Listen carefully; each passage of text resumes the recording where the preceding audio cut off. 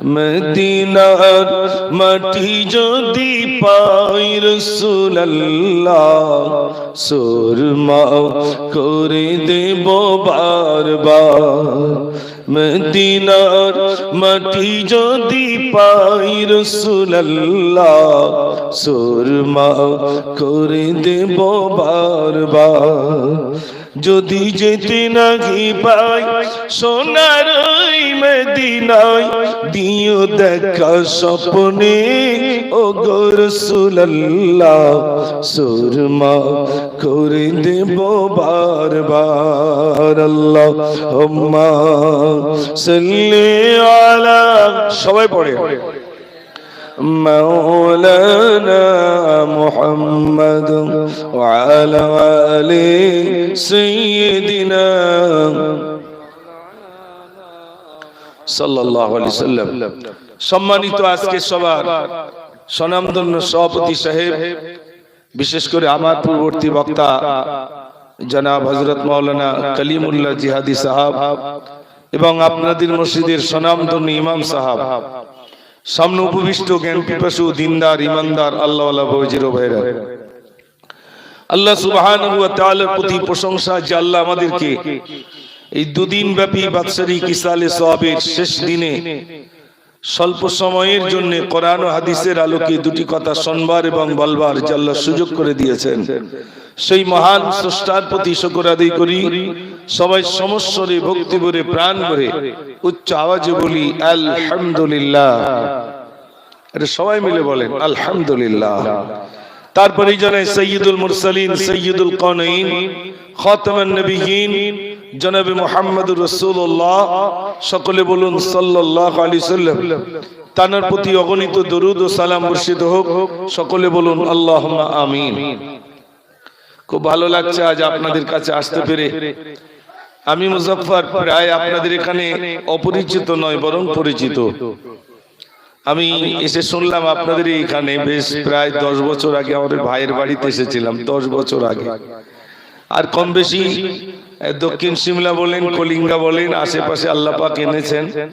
এখানে অনেক দিন পর আল্লাহ পাক আমাকে এখানে এনেছেন। গতকাল আপনারা আলোচনা শুনেছেন, আজকেও শুনবেন। আপনারা একটু আমাকে বলবেন দিন দিন জলসা বাড়ছে না কমছে? এটা জোরে বলেন। বাড়ছে। তাহলে জলসা বাড়লো, আমাদের জীবনের কি সত্যি পরিবর্তন হয়েছে বলে মনে হয়? এত জলসা বাড়ছে, রাস্তাঘাটের পরিবর্তন ঘটেছে, আসবাবপত্রের পরিবর্তন ঘটেছে, তারপরে নিজের বাড়ির ফ্যামিলির ঘর বিভিন্ন কিছুর পরিবর্তন ঘটেছে, কিন্তু জীবনের পরিবর্তন ঘটেনি। যেমনটি ছিলাম তেমনটি রয়ে গেলাম। মনে রাখতে হবে এই দুনিয়া নয়, এরপরে অনন্ত কাল ধরে থাকা লাগবে। এটা সামান্য 50 বছর 60 বছরের দুনিয়া। এই 60 বছর যদি একটু কষ্ট করে যাওয়া যায়, অনন্ত কাল আমার আপনার জন্য আল্লাহ পাক আরামদায়ক জায়গা রেখে দিয়েছেন। একটু জোরে বলুন না সুবহানাল্লাহ। এই জন্য বলবো আসুন, যে মাসে উপস্থিত হয়েছি আরবিতে এই মাসটির নাম হলো শাবান। আর যে মাসটা গত হয়ে গেছে অর্থাৎ গুজরে গেছে, ওই মাসটার নাম ছিল রজব। তাহলে রজব চলে গেল, এলো শাবান, এরপরই আসছে মাহে রমজানুল মুবারক মাস, তাই তো নাকি ভাই? এই শাবান মাসের বেশ কয়েক তারিখ হয়ে গেছে, আর খুব বেশি দিন বাকি নেই। এই মাসেই আসছে শবে বারাত। শবে মানে রাত, বারাত মানে ভাগ্য, ভাগ্যের রাত, ভাগ্যের রজনী। মনে রাখতে হবে আল্লাহ পাক এগুলো আমাদের জন্য দিয়েছেন। কেন? অন্যান্য নবীর উম্মতিরা তারা বেঁচেছেন, হায়াত পেয়েছেন, কেউ 900 বছর, কেউ 800 বছর, কেউ 700 বছর। কিন্তু আমার আপনার নবীর উম্মতির, আমার আপনার প্যারে নবীরও বয়স মাত্র 63 বছর হায়াতে ছিলেন। তাহলে আমরাও আর কত বছর দাবি করতে পারি ভাই? আল্লাহ আমাদের বয়স কম দিলে কি হবে? আল্লাহ আমাদের একটা নিয়ামত দিয়েছেন, যা রমজানে একটি রাত আছে যেটা হলো লাইলাতুল কদর। এই রাত যদি কোনো মানুষ জীবনে পেয়ে যায়, সহস্র বছর ইবাদত করলে যে সওয়াব, তার থেকে বেশি সওয়াব আল্লাহ রাব্বুল আলামিন আমাদের আমলনামায় লিপিবদ্ধ করবেন। জোরে বলুন না সুবহানাল্লাহ। আমার সোনার ভাইরা, এই জন্য আমি আলোচনার প্রারম্ভে একবার আওয়াজ দেব, দেখি আপনাদের তাকবীর ধ্বনির আওয়াজ কেমন। নারে তাকবীর, আল্লাহ এরকম আওয়াজ করে আর একটু জোর হবে না? নারে তাকবীর, মাশাআল্লাহ। এই তো এশার আজান হয়ে গেল, তাই তো নাকি ভাই? এশার আজান হয়ে গেল। আল্লাহু আকবার, আল্লাহু আকবার। আল্লাহ মহান, আল্লাহ বড়। তারপরে আবার ফজরের আজান আসবে আর কয়েক ঘন্টা পর। সারা পৃথিবীটা আল্লাহ সাজিয়েছেন কেমনে? যদি মনে করুন আমাদের এখানে এশার আজান শেষ হয়ে গেছে বলে অন্য জায়গায় এশা হয়ে গেছে নাকি ভাই? না, আল্লাহ এখানে রাত, অন্য জায়গায় দিন। আল্লাহ কি সুন্দর করে সাজিয়েছেন পৃথিবীটা, যে এখানে ফজরের আজান শেষ হবে তো আর এক জায়গায় জোহরের আজান শুরু হবে, আর এক জায়গায় জোহরের আজান শেষ হবে তো পৃথিবীর আর এক প্রান্তে আসরের আজান শুরু হবে, পৃথিবীর এক প্রান্তে আসরের আজান শেষ হবে তো পৃথিবীর আর এক প্রান্তে মাগরিবের আজান শুরু হবে, পৃথিবীর আর এক প্রান্তে মাগরিবের আজান শেষ হবে, পৃথিবীর আর এক প্রান্তে এশার আজান শুরু হবে, পৃথিবীর আর এক প্রান্তে এশার আজান শেষ হবে তো পৃথিবীর আর এক প্রান্তে ফজরের আজান শুরু হয়ে যাবে। একটা সেকেন্ডের জন্য আল্লাহু আকবার শব্দ বন্ধ হয় না। একটু জোরে বলুন সুবহানাল্লাহ। আমি আপনি আল্লাহ না ডাকলে কি খুব ক্ষতি হবে ভাই? একটু জোরে বলেন। কিচ্ছু হবে না। এই পৃথিবীতে যত গাছগাছালি তরুলতা আছে সবাই কাকে ডাকে? আল্লাহকে ডাকে। এই জন্য আল্লাহর নবী বলেছেন, তোমরা ইচ্ছাকৃত কোনো গাছের পাতা ছিঁড়ো না, প্রয়োজনে ছিঁড়ো, কিন্তু ইচ্ছাকৃত কোনো প্রয়োজন নেই। অথচ তুমি গাছের পাতা ছিঁড়ছো, ছিঁড়ো না। ওই গাছটা, ওই গাছের পাতাটা মহান রবের জিকির করে, আল্লাহ আল্লাহ আল্লাহ বলে মহান রবের গুণগান করতে থাকে। জোরে বলুন না সুবহানাল্লাহ। এই জন্য আসুন সেই মহান রবের শুকরিয়া জ্ঞাপন করি আগে। আল্লাহ পাক কোরআন পাকের ভিতরে বলছেন, কুল্লাউ কানাল بحر مدادا لكلمات ربي لنفد البحر قبل أن تنفد كلمات ربي ولو جئنا بمثله مددا। আল্লাহ রাব্বুল আলামিন বলেন, পৃথিবীর সমস্ত পানিগুলো নিয়ে যদি তোমরা কালি বানাও, পৃথিবীর সমস্ত গাছগুলো কেটে কেটে যদি তোমরা কলম বানাও, এরপরে যদি আমার প্রশংসা লিখতে থাকো, লিখতে লিখতে লিখতে তোমাদের কালিগুলো শেষ হয়ে যাবে, তথাপি আবার প্রশংসা লিখে লিখে শেষ করা যাবে না। এটা জোরে হবে না সুবহানাল্লাহ? আল্লাহ শুকরিয়া আদায় করে শেষ করা যাবে না। বেশি বেশি আল্লাহ শুকরিয়া আদায় করুন। আল্লাহ শাবান মাস পাইয়ে দিয়েছেন। বিশ্বনবী সাল্লাল্লাহু আলাইহি ওয়াসাল্লাম বলেন, যখন রজব আসে তখন তোমরা জমিনটাকে কাদা করো, শাবান মাস আসলে তোমরা বীজ বপন করো, আর মাহে রমজান আসলে তোমরা ফসল কাটতে শুরু করো। সাহাবারা বললেন, ইয়া রাসূলুল্লাহ, রজব আসলে জমিন কাদা করার অর্থ তো আমরা বুঝলাম না। আল্লাহর নবী সাল্লাল্লাহু আলাইহি ওয়াসাল্লাম বলেন, রজব আসলে জমিন কাদা করার অর্থ হলো আল্লাহর ভয়তে কেঁদে কেঁদে তোমাদের বুকটাকে ভিজিয়ে ফেলো, এর নাম হলো জমিন কাদা করা। শাবান মাস আসলে বীজ বপন করো, তার মানে অন্য কিছু নয়। বীজ বপন করার উদ্দেশ্য হলো তোমরা ইবাদতে মশগুল হয়ে যাও, তোমরা আল্লাহর ইবাদতে মশগুল হয়ে যাও, তার মানে তোমরা বীজ বপন করো। আর মাহে রমজান আসলে ফসল কাটতে শুরু করো, মানে তোমরা রোজা রাখবে। আর প্রথম 10 দিন হলো রহমত, তারপরে মাগফিরাত, তারপরে নাজাত। আল্লাহ বান্দা বান্দি দিগের মুক্তি দিয়ে দেবে। একটু জোরে বলুন না সুবহানাল্লাহ। সেই মাস আসছে সামনে। আল্লাহর নবী সাল্লাল্লাহু আলাইহি ওয়াসাল্লাম বলেন, যখন রজব আসে মুমিনের মাথাটা জমিনের দিকে ঝুঁকে যায়। সাহাবারা বললেন, ইয়া রাসূলুল্লাহ, জমিনের দিকে মাথা ঝুঁকে যাওয়ার অর্থ কি? আল্লাহর নবী বললেন, জমিনের দিকে মাথা ঝুঁকে যাওয়ার অর্থ হলো তার নজরটা কোরআনের দিকে চলে যায়। রজব এসেছে, কোরআনের দিকে নজর। আমাদের কি কোরআনের দিকে নজর আছে ভাই? না, কোরআন পড়ি না, জানি না, বুঝি না। এই তো শুনলাম গতকাল কারি সাহেব এসেছেন, কোরআন শরীফ পড়েছে, তাই তো নাকি ভাই? কোরআন শরীফ পড়েছে।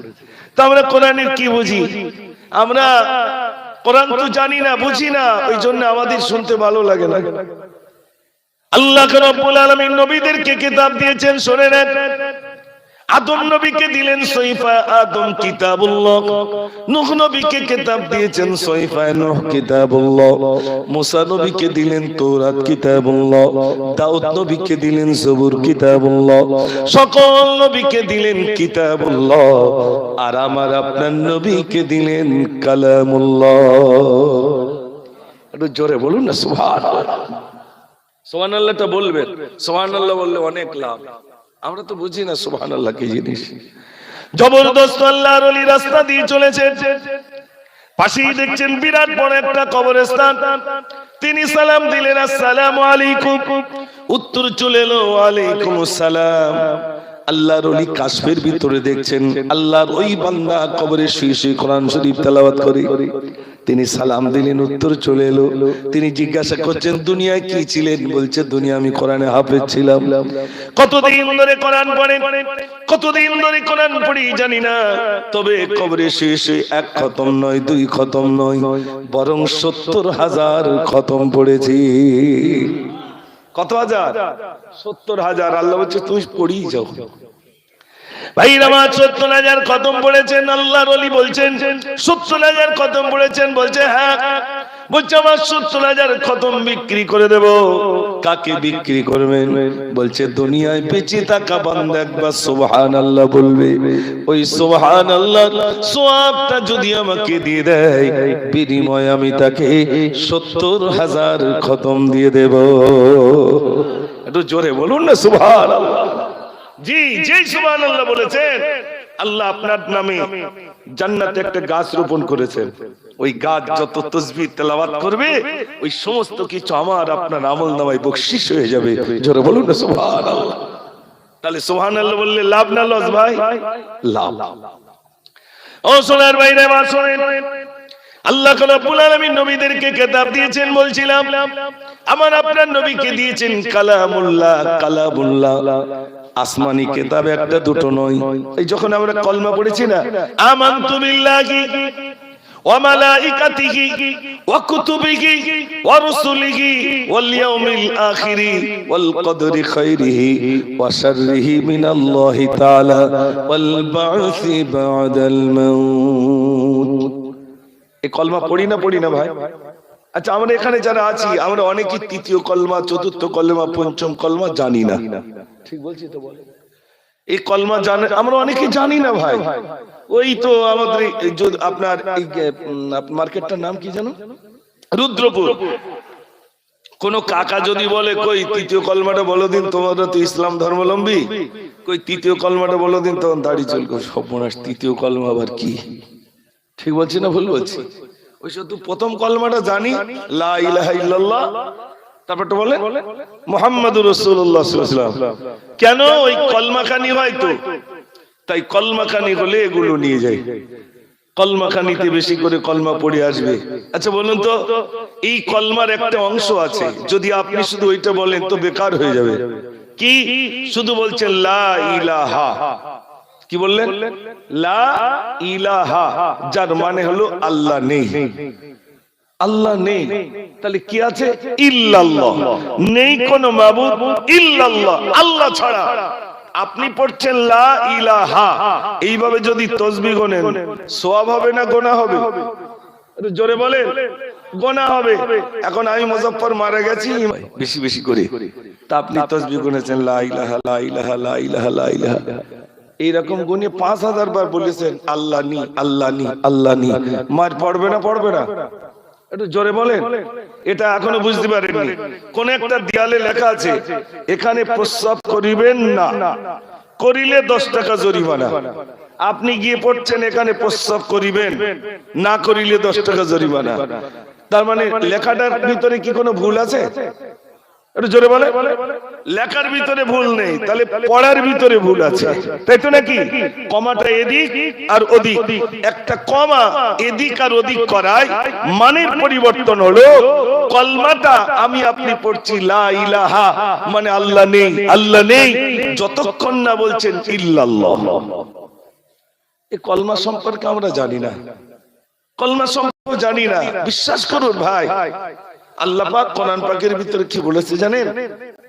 কোরআন শরীফ আপনি মানে দেখবেন ইউটিউবে, আপনি কোনটা নেই মোবাইলে, কোনটা নেই। বুখারী শরীফ আছে, নাসাই শরীফ আছে, ইবনে মাজাহ আছে, তিরমিজি শরীফ আছে, জালালাইন শরীফ আছে, কোরআন শরীফ আছে, কোনটা নেই সমস্ত কিছুই মোবাইলে লোড করা আছে। বান্দা চেষ্টা করবে তো সব পেয়ে যাবে। ওলামারা সব এগুলো দিয়েছেন যাতে মানুষ এগুলোকে ইউজ করে। সত্যি কি আমরা ওগুলো দেখার সময় পাই ভাই? একটু কথা বলে না। আপনি নামাজ পড়বেন কিভাবে তার পদ্ধতিটাও মোবাইলে আছে, ওযু করার কটা ফরজ তাও মোবাইলে আছে, আপনি কিভাবে চলবেন আর না চলবেন তাও আছে। শরিয়াত সম্পর্কে আপনি যদি জানতে চান ওই ইউটিউবের মাধ্যমে আপনি জানতে পারবেন। আপনি সোশ্যাল মিডিয়ায় কিছু না কিছু জ্ঞান সঞ্চয় করতে পারবেন, সত্যিকারের কথা। কিন্তু ওটাকে আমরা বাজে খেয়ালে ওটা ব্যবহার করি বলি আমরা গুনাহগার। যদি ওটা আবার ভালো খেয়ালে ব্যবহার করা হয়, আল্লাহ আমাদের অনেক জ্ঞান দেবেন এবং আল্লাহ সওয়াব আমাদের নসিবে জুটিয়ে দেবেন। জোরে বলুন না সুবহানাল্লাহ। ভাইরা, এই জন্য আপনাদের কাছে বলি, আল্লাহ পাক কোরআন আমাদের জন্য, কোরআন আপনার বিশ্বনবী সাল্লাল্লাহু আলাইহি সাল্লামের উপরে কোরআন নাজিল করেছেন। মানে এই নয় যে তোমরা শবে বরাতে খতম পড়বে, শবে মিরাজে খতম পড়বে। কোরআন খতম পড়ার জন্য আসেনি। কোরআন এসেছে একটা মানুষকে মানুষের মতো বানানোর জন্য কোরআন এসেছে। কথা বুঝতে পারছেন ভাই? আর একটু বলি, এই এতক্ষণ যাবত যত বক্তা আমার পূর্বে কালিমুল্লাহ জিহাদি সাহেব ছিলেন, তিনি বেশ 2 ঘন্টার একটা প্রেসক্রিপশন করে দিয়ে গেছেন, তাই তো নাকি ভাই? আপনারা যদি কি জায়গাটা রুদ্রপুরে হসপিটাল আছে, অসুস্থ হলে ডাক্তার দেখাতে যান, ডাক্তার বাবু একটা প্রেসক্রিপশন করে দেন। এটা দুপুরে খাবে, এটা খালি পেটে খাবে, এটা ভরা পেটে খাবে, এটা বিকালে খাবে, ওটা রাত্রে খাবে। বলে না? বলে না? বলে। প্রেসক্রিপশনটা আপনি বাড়িতে তুলে রেখে দিলেন, ওষুধ কিনলেন না, রোগ সারবে বলে মনে হয়? জোরে বলে। আমাদের দৃষ্টান্তে কি বলে? রোগ সারতে পারে না। আপনি ফিস নিলেন, ডাক্তারকে ফিস দিলেন, আর চার দোকানে শুধু গল্প করছেন। সত্যি একটা ডাক্তার, ডাক্তারের পাশে গেলে রোগ সেরে যায়। তার ভাষা, তার কথা এত সুন্দর, কিন্তু তার ওই প্রেসক্রিপশনের কথাটা আপনি মানলেন না, তাহলে রোগ সারা অতটা সহজ নয়। তাহলে বোঝা যাচ্ছে আমার পূর্বে যিনি ছিলেন, তার পূর্বে ছিলেন, এই 2 দিন ধরে যত ডাক্তার বাবু অর্থাৎ গুণীজন এসেছিলেন, তারা একটা প্রেসক্রিপশন করে দিয়েছেন কোনটা খাবে আর কোনটা খাবে না, কিভাবে চলবে আর কিভাবে চলবে না, আল্লাহর হুকুম কিভাবে মানবে, আর রাসূল করিম সাল্লাল্লাহু আলাইহি সাল্লামের সুন্নাহগুলো নিজের জীবনে কিভাবে বাস্তবায়ন করবে, তার একটা প্রেসক্রিপশন করে দিলেন। এখন বাড়িতে গিয়ে ওই প্রেসক্রিপশন মানবো বলে মনে হয়? জোরে বলেন। কই মানছি ভাই? এ তো পানা পুকুরে ঢিল মারার মতো। যতক্ষণ পানা পুকুরে ঢিল পড়ে পানা সরে যায়, আর ঢিল মারা শেষ হলে জোরে বলে আবার এক জায়গায় হয়ে যায়। এ তো স্বাভাবিক। এখন ঢিল পড়ছে তাই পানা সরে, ঢিল মারা বন্ধ হোক, পানা আবার এক জায়গায় হয়ে যাবে। তার মানে এর দ্বারাই বোঝা যাচ্ছে আমরা শুননেওয়ালা শুনতেই রইলাম, বলনেওয়ালা বলতেই রইল, জলসা দেনেওয়ালা জলসা দিতেই রইল। এই হচ্ছে খিচড়ি করেনেওয়ালা খিচড়ি করতেই রইল। সেই যা আছি তাই, পরিবর্তন কোথায়? এই জন্য আল্লাহ পাক কোরআন পাকে শোনাচ্ছেন, يا أيها الذين آمنوا اتقوا الله حق تقاته ولا تموتن إلا وأنتم مسلمون। আল্লাহ রাব্বুল আলামিন বলেন, হে বিশ্বাসীগণ, হে আমার বান্দারা, তোমরা আমাকে ভয় করো, ভয় করার মতো ভয় করো। তারপরে বলছেন, অতক্ষণ পর্যন্ত মৃত্যুবরণ করো না, যতক্ষণ পর্যন্ত প্রকৃত মুসলমান না হতে পারবে ততক্ষণ পর্যন্ত মৃত্যুবরণ করো না। আল্লাহ রাব্বুল আলামিন বলেন, প্রকৃত মুসলমান হয়ে মৃত্যুবরণ করো। আমার ভয় তোমার অন্তরের ভিতরে রাখো। এখানে আমরা যারা আছি সত্যিকে আমরা প্রকৃত মুসলমান। প্রকৃত মুসলমান যিনি হবেন তার ভিতরে তো আল্লাহর ভয় থাকবে। প্রকৃত মুসলমান যিনি হবেন তিনি কি সুদ খাবেন? একটু জোরে বলেন। যিনি প্রকৃত মুসলমান হবে সুদ খাবে, জুয়া খেলবে, টিকিট খেলবে, ব্যভিচার করবে, তাস খেলবে না। এগুলো প্রকৃত মুসলমান যিনি হবেন এগুলো থাকবে না। সত্যি কথা বলুন তো, এই বর্তমান এই সময়টার কথা বলছি, এই জিনিসগুলো যে কথাগুলো আপনাদের কাছে বলেছি এগুলো মুসলমানের ভিতরে আছে না নাই? কেউ কথা বলবেন না আমার সঙ্গে? আছে। আসুন আমি ওই বিষয়ের কিছু আলোচনা রাখি। জাহিলি যুগ, যে যুগে, যে যুগটাকে বলা হয় আইয়ামে জাহিলিয়াতের যুগ, বর্বরতার যুগ, যে যুগে মানুষ জুয়া নিয়ে পড়ে থাকতো, মানুষ মেলায় যেত, মানুষ আগুনকে মাবুদ বলতো, মানুষ গাছকে খোদা বলতো, যে যুগে পুরুষে পুরুষে মেলামেশা করত, যে যুগে নারীদেরকে জীবিত পুঁতে দিত, যে যুগে একটা মানুষ আর একটা মানুষের কল্লা কেটে দিয়ে মাথার খুলিতে শরাব পান করত, এইরকম একটা সময় রাসূল করিম সাল্লাল্লাহু আলাইহি সাল্লাম ধরা এসেছেন। একটু জোরে বলুন না সুবহানাল্লাহ। 23টা বছরের মেহনত। কত বছরের ভাই? 23 বছরের মেহনত। বাড়ি বসে মেহনত করেননি, দুয়ারে দুয়ারে মানুষের কাছে কাছে গিয়ে গেছেন ইসলামের দাওয়াত নিয়ে। যারা মদ খেত মদ খাওয়া ছেড়ে দিল, যারা জুয়া খেলতো জুয়া খেলা ছেড়ে দিল, যারা টিকিট খেলতো টিকিট খেলা ছেড়ে দিল, যারা মেলায় যেত মেলায় যাওয়া ছেড়ে দিল, যারা আগুনকে স্রষ্টা বলতো সবকিছু ছেড়ে দিয়ে ইসলামের সুশীতল ছায়াতলে আশ্রয় নিয়ে ইসলামের কলমা পড়ে মুসলমান হয়ে গেলেন। একটু জোরে বলুন না সুবহানাল্লাহ। সময় লেগেছে কতদিন? 23 বছর। 23 বছরের ভিতরে সব কমপ্লিট, মক্কা বিজয় হয়ে গেল। এবার আসুন, নবীজি বলেছেন আনা খাতামান নবিয়্যিন, আমি হলাম শেষ নবী, লা নাবিয়্যা বাদি, আমার পরে আর কোন নবী আসবে না। আপনারা বলুন, নবী আসার দরজা বন্ধ হয়ে গেল, মদের বিরুদ্ধে বলবে কে? টিকিটের বিরুদ্ধে বলবে কে? সে যুগে মদ ছিল, এই যুগে আছে না নাই? একটু কথা বলে। সে যুগে জুয়া ছিল, এই যুগে আছে না? সে যুগে টিকিট খেলা ছিল, এই যুগে আছে। সে যুগে মেলা ছিল, এই যুগেও আছে। সে যুগে ব্যভিচার ছিল, এই যুগে আছে। সে যুগে নারী হত্যা ছিল, এই যুগে আছে না নাই? কথা বলেন। সব আছে। বলবে কে? মদের বিরুদ্ধে বলবে কে? জোয়ার বিরুদ্ধে বলবে কে? টিকিটের বিরুদ্ধে বলবে কে? ব্যভিচারের বিরুদ্ধে বলবে কে? নারী হত্যার বিরুদ্ধে বলবে কে? যারা বলবেন তারা হলেন ওয়ারাসাতুল আম্বিয়া, আলেম উলামা। তারাই বলবেন। কতদিন? কিয়ামত পর্যন্ত এই নসিহত চলতেই থাকবে। একটু জোরে বলুন না সুবহানাল্লাহ। সোনার ভাইরা, তাই আমি বলি আপনাদের কাছে, এই জীবন জীবন নয়। এই যে টিকিট কাউন্ট, মুসলমান কত চালাক। টোটো চালিয়ে, গাড়ি চালিয়ে, জমিতে কাজ করে, কারুর খেতে কাজ করে যে টাকাটা উপার্জন হলো, ওই টাকাটা ছিল হালাল। কি টাকা ভাই? হালাল।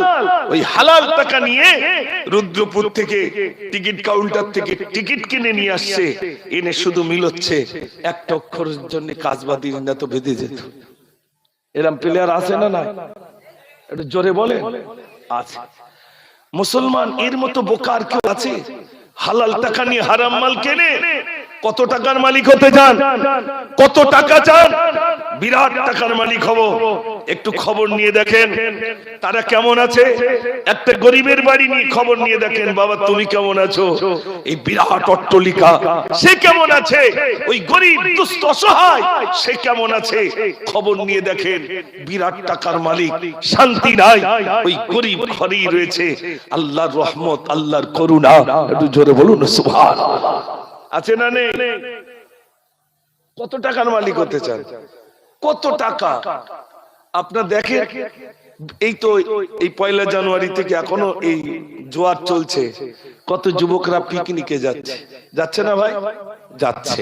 আমি ওদিকটা বলবো না, কিন্তু যে স্পটে যাচ্ছে সেখানে দেখছে একটা রাজার ঘর ছিল, সেখানে এখন মানুষজন সেই ঘরে পায়খানা করে। সেই ঘরে হয়েছে একটা বটগাছ, বিরাট কিছু হয়েছে। এক সময় ওই ঘরেই মানুষ ছিল, সে নেতৃত্ব দিত, মানুষের বিচার আচার করত। তারা নাই, বিরাট অট্টালিকা, পায়খানা করছে, ওটাই মানুষের নিদর্শন। দেখো, ওগুলো দেখে তুমি নির্ণয় করো এই ঘরে একদিন মানুষ ছিল, এই ঘরটা তৈরি করতে যে প্রচুর টাকা খরচা করেছে সে নাই, সেই ঘরে হয়েছে বট গাছ। অতএব চলে যেতে হবে, আমাকে রয়ে যেতে হবে। দুনিয়া দুনিয়া দুনিয়া, দুনিয়াটা কেমন? ইমাম গজ্জালি রাহমাতুল্লাহ আলাইহি লিখেছেন, দুনিয়াটা হলো কোন মানুষ যদি পানিতে এমনি করে ধরে, বলুন ওই পানি হাতে থাকবে না পালাবে? ভাই জোরে বলে, পালিয়ে যাবে। দুনিয়া মানুষ চেষ্টা করবে দুনিয়াকে ধরার জন্য, দুনিয়া পালিয়ে যাবে। ও ভাইরা আমার, দুনিয়াটা কেমন শোনেন। আমরা যারা দুনিয়া দুনিয়া করে পাগল হয়ে যাই, টিকিট কাউন্টারে গিয়ে টিকিট কাটি, মদ খাই, জোয়া খেলি, বিরাট টাকা ইনকাম করব, সুদের ব্যবসা করি, বিরাট টাকা সুদ ভাইরা আমার সমাজে ছড়িয়ে দিয়েছে। প্রায় দোকানে দোকানে 10,000 20,000 করে দিয়েছি। প্রতিদিন সুদের টাকা তুলতে যায় এমন মানুষ আছে, এমন মানুষ রয়েছে। মনে রাখবেন ভাইরা আমার,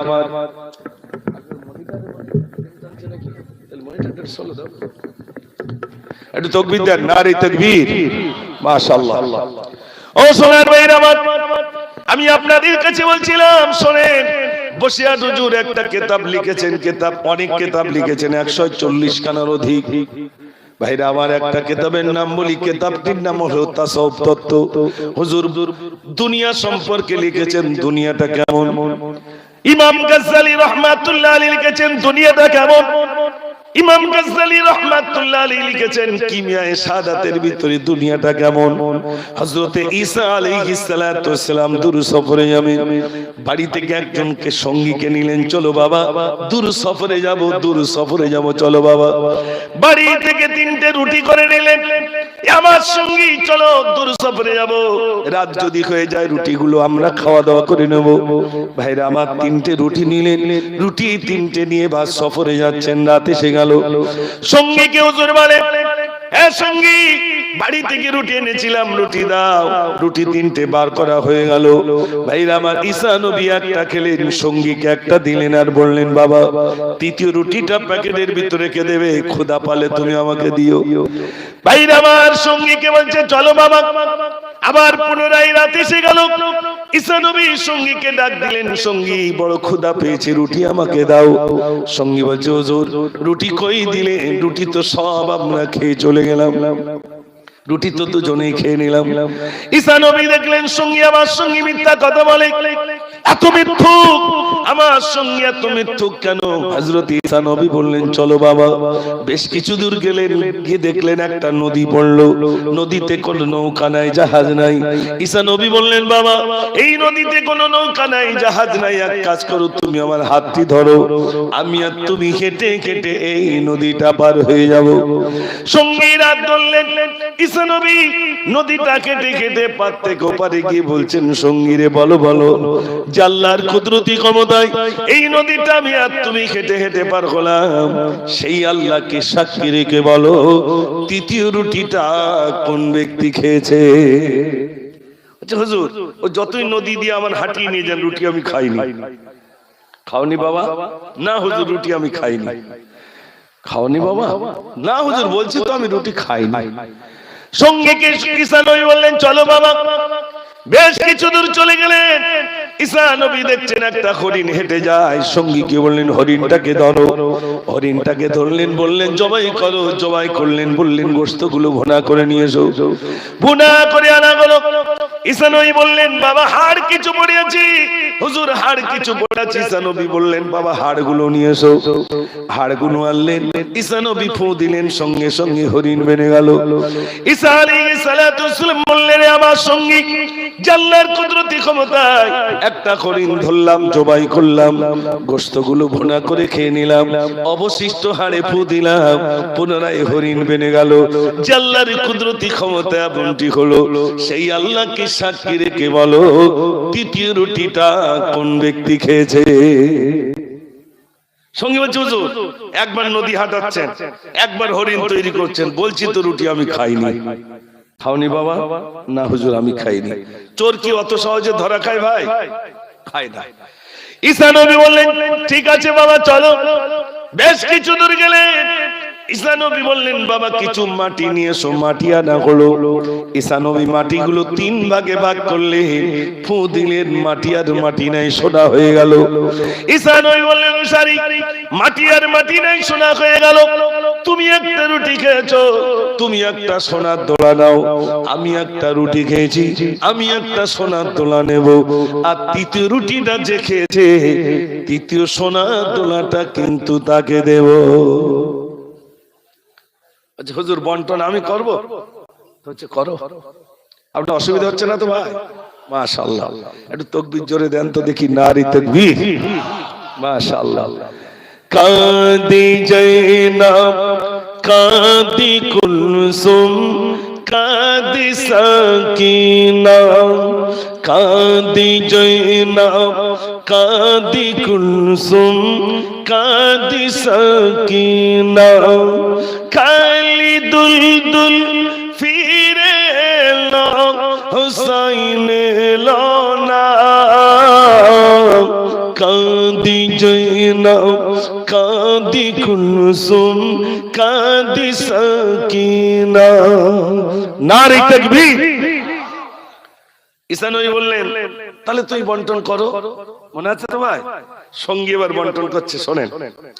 সঙ্গী বলছে হুজুর প্রথম রুটিটা আমি খেয়েছি, আমি একটা সোনার দোলা নেব।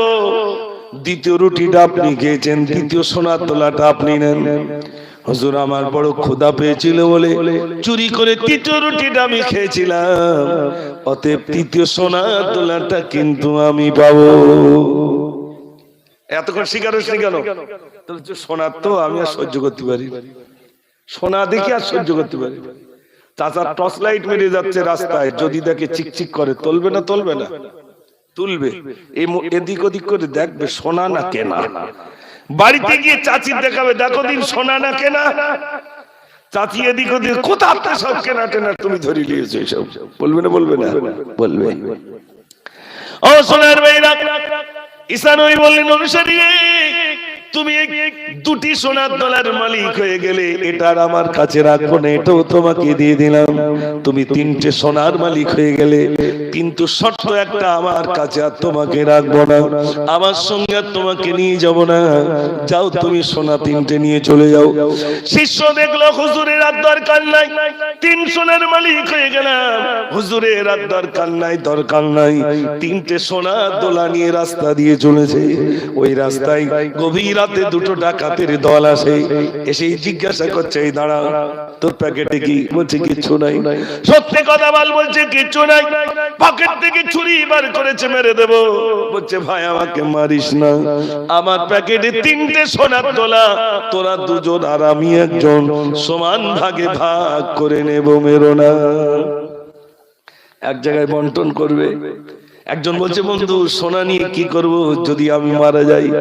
2 দিন হয়ে গেল চুরি করতে বেরিয়েছিলাম, এই 2 দিন হয়ে গেছে কিছুই খেতে পাই নাই, সোনা নিয়ে কি করব? এক কাজ করো, আমাদের মধ্য থেকে একজন বাজারে চলে যাক, 2জন সোনা চৌকি দিয়ে বাজার থেকে খাদ্য আনলে খাওয়া দাওয়া করে 3টে সোনা যে যার মতো নিয়ে চলে যাব। ভাইরা আমার, একজন বাজারে চলে গেল, বাজারে গিয়ে বলছে ভাই আমাকে হোটেল থেকে সুন্দর করে মাছ মাংস সবকিছু খাওয়া দাওয়া করে নিলেন। এরপরে বলছেন ভাই 2টো পার্সেল করে দেন। 2টো পার্সেল করে দিলেন।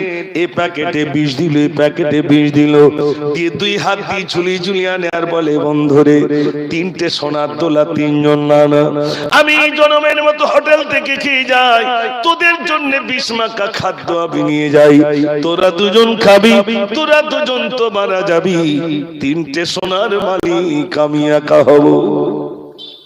ওর টার্গেট সোনা আমি একা নেব। যে 2জন সোনা চৌকি দিচ্ছিল বলছে বন্ধু ছুরি দাঁত দাও, ও যেই না সামনে আসবে ওর পেটে মারবো ছুরি, ও তো মারা যাবে। 3টে সোনার মালিক আমরা 2জন হয়ে যাব। ও সোনার ভাইরা আমার, খাদ্য নিয়ে আসি, এদের ইচ্ছা ছুরি ধার, ওর ইচ্ছা আমি 20 মাকা খাদ্য নিয়ে যাই। যেই না সামনে এলো এদের ইচ্ছা অনুযায়ী পেটে মারলো, ছুরি সঙ্গে সঙ্গে পড়ে গেল। এরা 2জন বলছে বন্ধু ও মারা গেছে বটে, কিন্তু দেখো 2 খাতে 2টো প্যাকেট রইল, তুমি একটা প্যাকেট নাও, আমি একটা প্যাকেট নেই। 2জন 20 মাকা খাদ্য খেলো, ওকে তো চুরি মারলো। এরা বিষ মাখা খাদ্য কেরা দুজনও পড়ে গেল, তিনটে লাশও পড়ে, তিনটে সোনার দোলা পড়ে। ঈসা নবী রাস্তা দিয়ে যায়, অনুসারীরা বলে হুজুর ব্যাপারটা একটু বলুন, তিনটে সোনার দোলা, তিনটে লাশ কেমনে রইল? ঈসা নবী বললেন বাবা, ওই তিনটে সোনার দোলা হলো দুনিয়া। তিনটে সোনা কি ভাই? দুনিয়া। ওই পড়ে থাকবে আর আমার বাড়ি চলে যেতে হবে, রেহাই নাই। কত জনা গেল আর আমি তো মুজাফফর সামান্য, ঠিক কি না? এই আপনার গতকাল কারি সাহেবের কাছ থেকে কেরাত শুনেছেন তো, ইন্দোনেশিয়ার একজন কারি সাহেব, তিনি কেরাত পড়ছিলেন মেহফিলে। কেরাত পড়তে পড়তে, কোরআন পাক পড়তে পড়তে মৃত্যু হয়ে গেল। সামনে হাজার হাজার জনতা ছুটে এসেছেন, নাই। কি পড়ছিলেন? আল্লাযী খালাকাল মাউতা ওয়াল হায়াতা লিয়াবলুয়াকুম আইয়ুকুম আহসানু আমালা। এরকম দম দিয়ে বলছেন, আস্তে আস্তে নিস্তেজ হয়ে ইন্তেকাল হয়ে গেল। সামনেতে ছুটে এলেন, নেই। আমি মুজাফফর এই আছি, আল্লাহ যদি ডাক দেয় আপনারা ধরে রাখতে পারবেন ভাই? জোরে বলে না, চলে যাওয়া লাগবে। আপনাদের এখানে যত হিন্দু ভাই রয়েছেন, যত আমরা ধর্ম মানুষরা আছি, সবাই তিনটে জিনিস বিশ্বাস করি।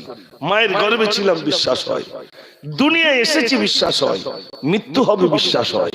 এই তিনটে সবাই বিশ্বাস করে, কিন্তু মৃত্যুর পরে আবার তুলবে, এটা অনেকের ব্রেনের ভিতরে আসে না। ঠিক বলছি না ভুল বলছি ভাই? ওই চার দোকানে বলে বাদ দাও দিন, মোল সাহেব শুধু ভয় দেখায়, মরে গেল মানে হয়ে গেল, ওই তো অমুক লোক মরে গেল, কি হয়েছে? ও ভাই, মরে গেল মনে হয়ে গেল। আর আল্লাহ এমনি এমনি তৈরি করেছেন, এমনি এমনি তৈরি করেছেন। এই যে প্যান্ডেলটা তৈরি হয়েছে, এমনি এমনি তৈরি হয়েছে ভাই? জোরে বলে, এটা মিস্ত্রি লেগেছে তো। এত সুন্দর করে এই বিরাট প্যান্ডেল সাজিয়েছেন, এটা একটা মিস্ত্রি লেগেছে, তারপরেই তো এত সুন্দর সেজেছে, নইলে তো সাজতো না। এর উপরে আরেকটা প্যান্ডেল আছে আসমান, আল্লাহ বলছেন ওটাও আমি তৈরি করেছি। আপনাদের এই প্যান্ডেল করতে হয়তো 3 দিন না 4 দিন লেগেছে নাকি? কদিন? 5-7 দিন। বিরাট কারুকার্য বলে 5-7 দিন। কিন্তু আল্লাহ বলছেন আমি গোটা আসমান জমিন যা কিছু তৈরি করেছি, এগুলো তৈরি করার পিছনে আমার সময় লেগেছে মাত্র 6 দিন। আমি সব বানিয়ে দিয়েছি। একটু জোরে বলুন না সুবহানাল্লাহ। আল্লাহ রাব্বুল আলামিন বলেন, আসমান তৈরি করলাম, বললাম কুন ফায়াকুন হয়ে যাও, হয়ে গেল। জমিন তৈরি করলাম, বললাম কুন ফায়াকুন হয়ে যাও, হয়ে গেল।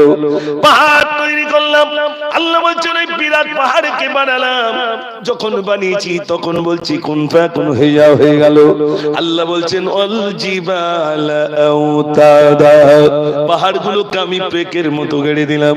আল্লাহ রাব্বুল আলামিন বলেন যা কিছু তৈরি করেছি শুধু বলেছি কুন ফায়াকুন হয়ে যাও, হয়ে গেল।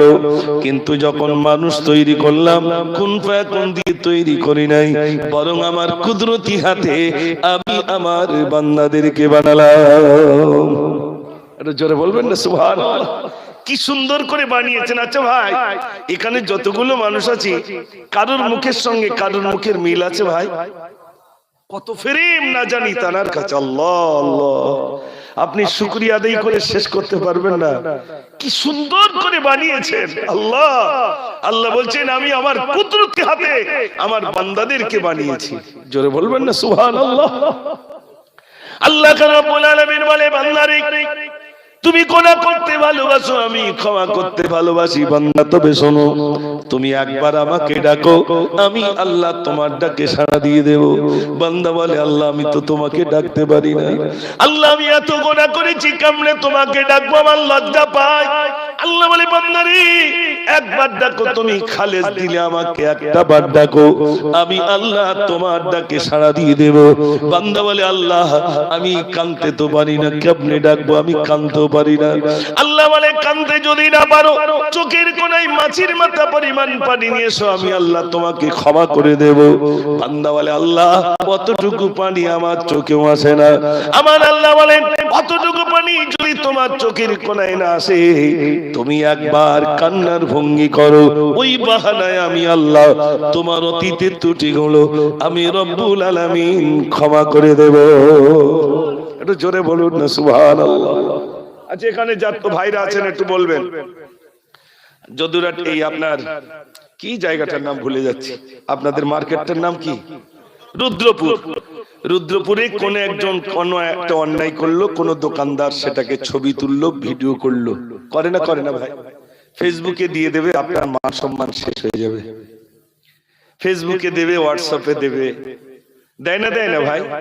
এই লোকটা এই কাজ করেছে, রুদ্রপুরের মানুষ তাকে ধরে পেটাই করেছে, এই অন্যায় করেছে। আমার আল্লাহ বলছে, বান্দা তুমি রাতে দিনে কত অন্যায় করো, আমি সব দেখতে পাই। বান্দা আমি যদি মনে করি আমি দেখাতে পারি, আমি দেখাই না, আমি গোপন রেখে দিই। কতদিন? মৃত্যুর আগ পর্যন্ত গোপন রেখে দিই। বান্দা তুমি খালেস দিলে তওবা করো, ওই গোপন ত্রুটিগুলো আমি সব মাফ করে দেব। একটু জোরে হবে না সুবহানাল্লাহ? সেই আল্লাহ, যে আল্লাহ আমাকে ক্ষমা করে দেবে। এই রাতের, এই যে আমরা একটা যে রাতের অংশে চলে এসেছি, প্রায় 12টা বেজে গেছে, মানে রাতের একটা মধ্যখানে এসেছি তো নাকি ভাই? রাত 2টো বেজে যাবে। আল্লাহ প্রতিদিন প্রথম আসমানে আসেন। আল্লাহ রব্বুল আলামিন প্রথম আসমানে এসে বলেন, আমার বান্দা তুমি গুনাহ করেছো, আমার কাছে ক্ষমা চাও, আমি আল্লাহ ক্ষমা করে দেব। তুমি রোগগ্রস্ত, আমার কাছে যাও, আমি আল্লাহ রোগ থেকে মুক্ত করব। তুমি কন্যাদায় রয়েছো, আমার কাছে চাও, আমি আল্লাহ সুপাত্র মিলিয়ে দেব। ওরে আমার বান্দা তুমি ঋণগ্রস্ত রয়েছো, আমার কাছে যাও, আমি তোমাকে ঋণ মুক্ত করে দেব। তোমার অর্থের প্রয়োজন, আমার কাছে যাও, আমি আল্লাহ, আমার খাজানায় কোনো ঘাটতি নাই, কোনো কমতি নাই, আমি আল্লাহ তোমার চাহাত আমি আল্লাহ মিটিয়ে দেব। এটা জোরে বলুন না সুবহানাল্লাহ। আল্লাহ বলছেন আমার কাছে চাও। যে সময় চাওয়ার কথা বলেছেন সেই সময় মোবাইল ঠেলে ঠেলে রাত পার করিস। সত্য কথা বলবেন, আপনাদের এই রুদ্রপুরে, রুদ্রপুর বলাটা ভুল হবে, এই পাড়ায় বলি, আপনার মাগুরখালী, তাই তো? মাগুরখালী গ্রামে একটু বলবেন, এই মোবাইল দেখতে দেখতে রাত পার হয়েছে এমন লোক আপনাদের গ্রামে পাওয়া যাবে না? যাবে না? জোরে বলেন। পাওয়া যাবে। শয় শয় জুয়া খেলতে খেলতে রাত পার হয়ে গেছে, এ লোকও পাওয়া যাবে। হাজার হাজার, শয় শয়, হাজার হাজার, লাখে লাখে সব আছে। কিন্তু একটু বলবেন, আল্লাহর ভয়েতে কানতে কানতে সারা রাতটা পার করে দিয়েছি, নামাজ আদায় করতে করতে, কোরআন পড়তে পড়তে রাত পার হয়েছে, এমন লোক আছে? আছে, সে এত গোপনে আছে। না থাকলে আর আসমান থাকতো ভাই? আল্লাহ ভালো জানেন, আল্লাহু আ'লাম। কিন্তু আমরা ধারণা করতে পারি আছে। কেন? যদি তা না থাকতো আল্লাহ গজব দিয়ে দিতেন, তাই কি না ভাই? এগুলো আমরা ধারণা করতে পারি। বেশক আছেন, আল্লাহর কোন সালেহ বান্দা রয়েছেন, আল্লাহর নেককার বান্দা রয়েছেন। তাই যদি না থাকতো গ্রামে গজব হতো। কোরআন পড়নেওয়ালা যখন না থাকবে তখন কি হবে? ওই গ্রামেই তো আল্লাহর তরফ থেকে গজব আসবে। কিন্তু নিশ্চয়ই কোন না কোন ঘরে কোরআন পড়ছে বলে, কোন না কোন আল্লাহর বান্দা কি বান্দির বদৌলতে আল্লাহ আমাদের গ্রাম থেকে গজবটা দূর করে দেন। একটু জোরে বলুন না সুবহানাল্লাহ।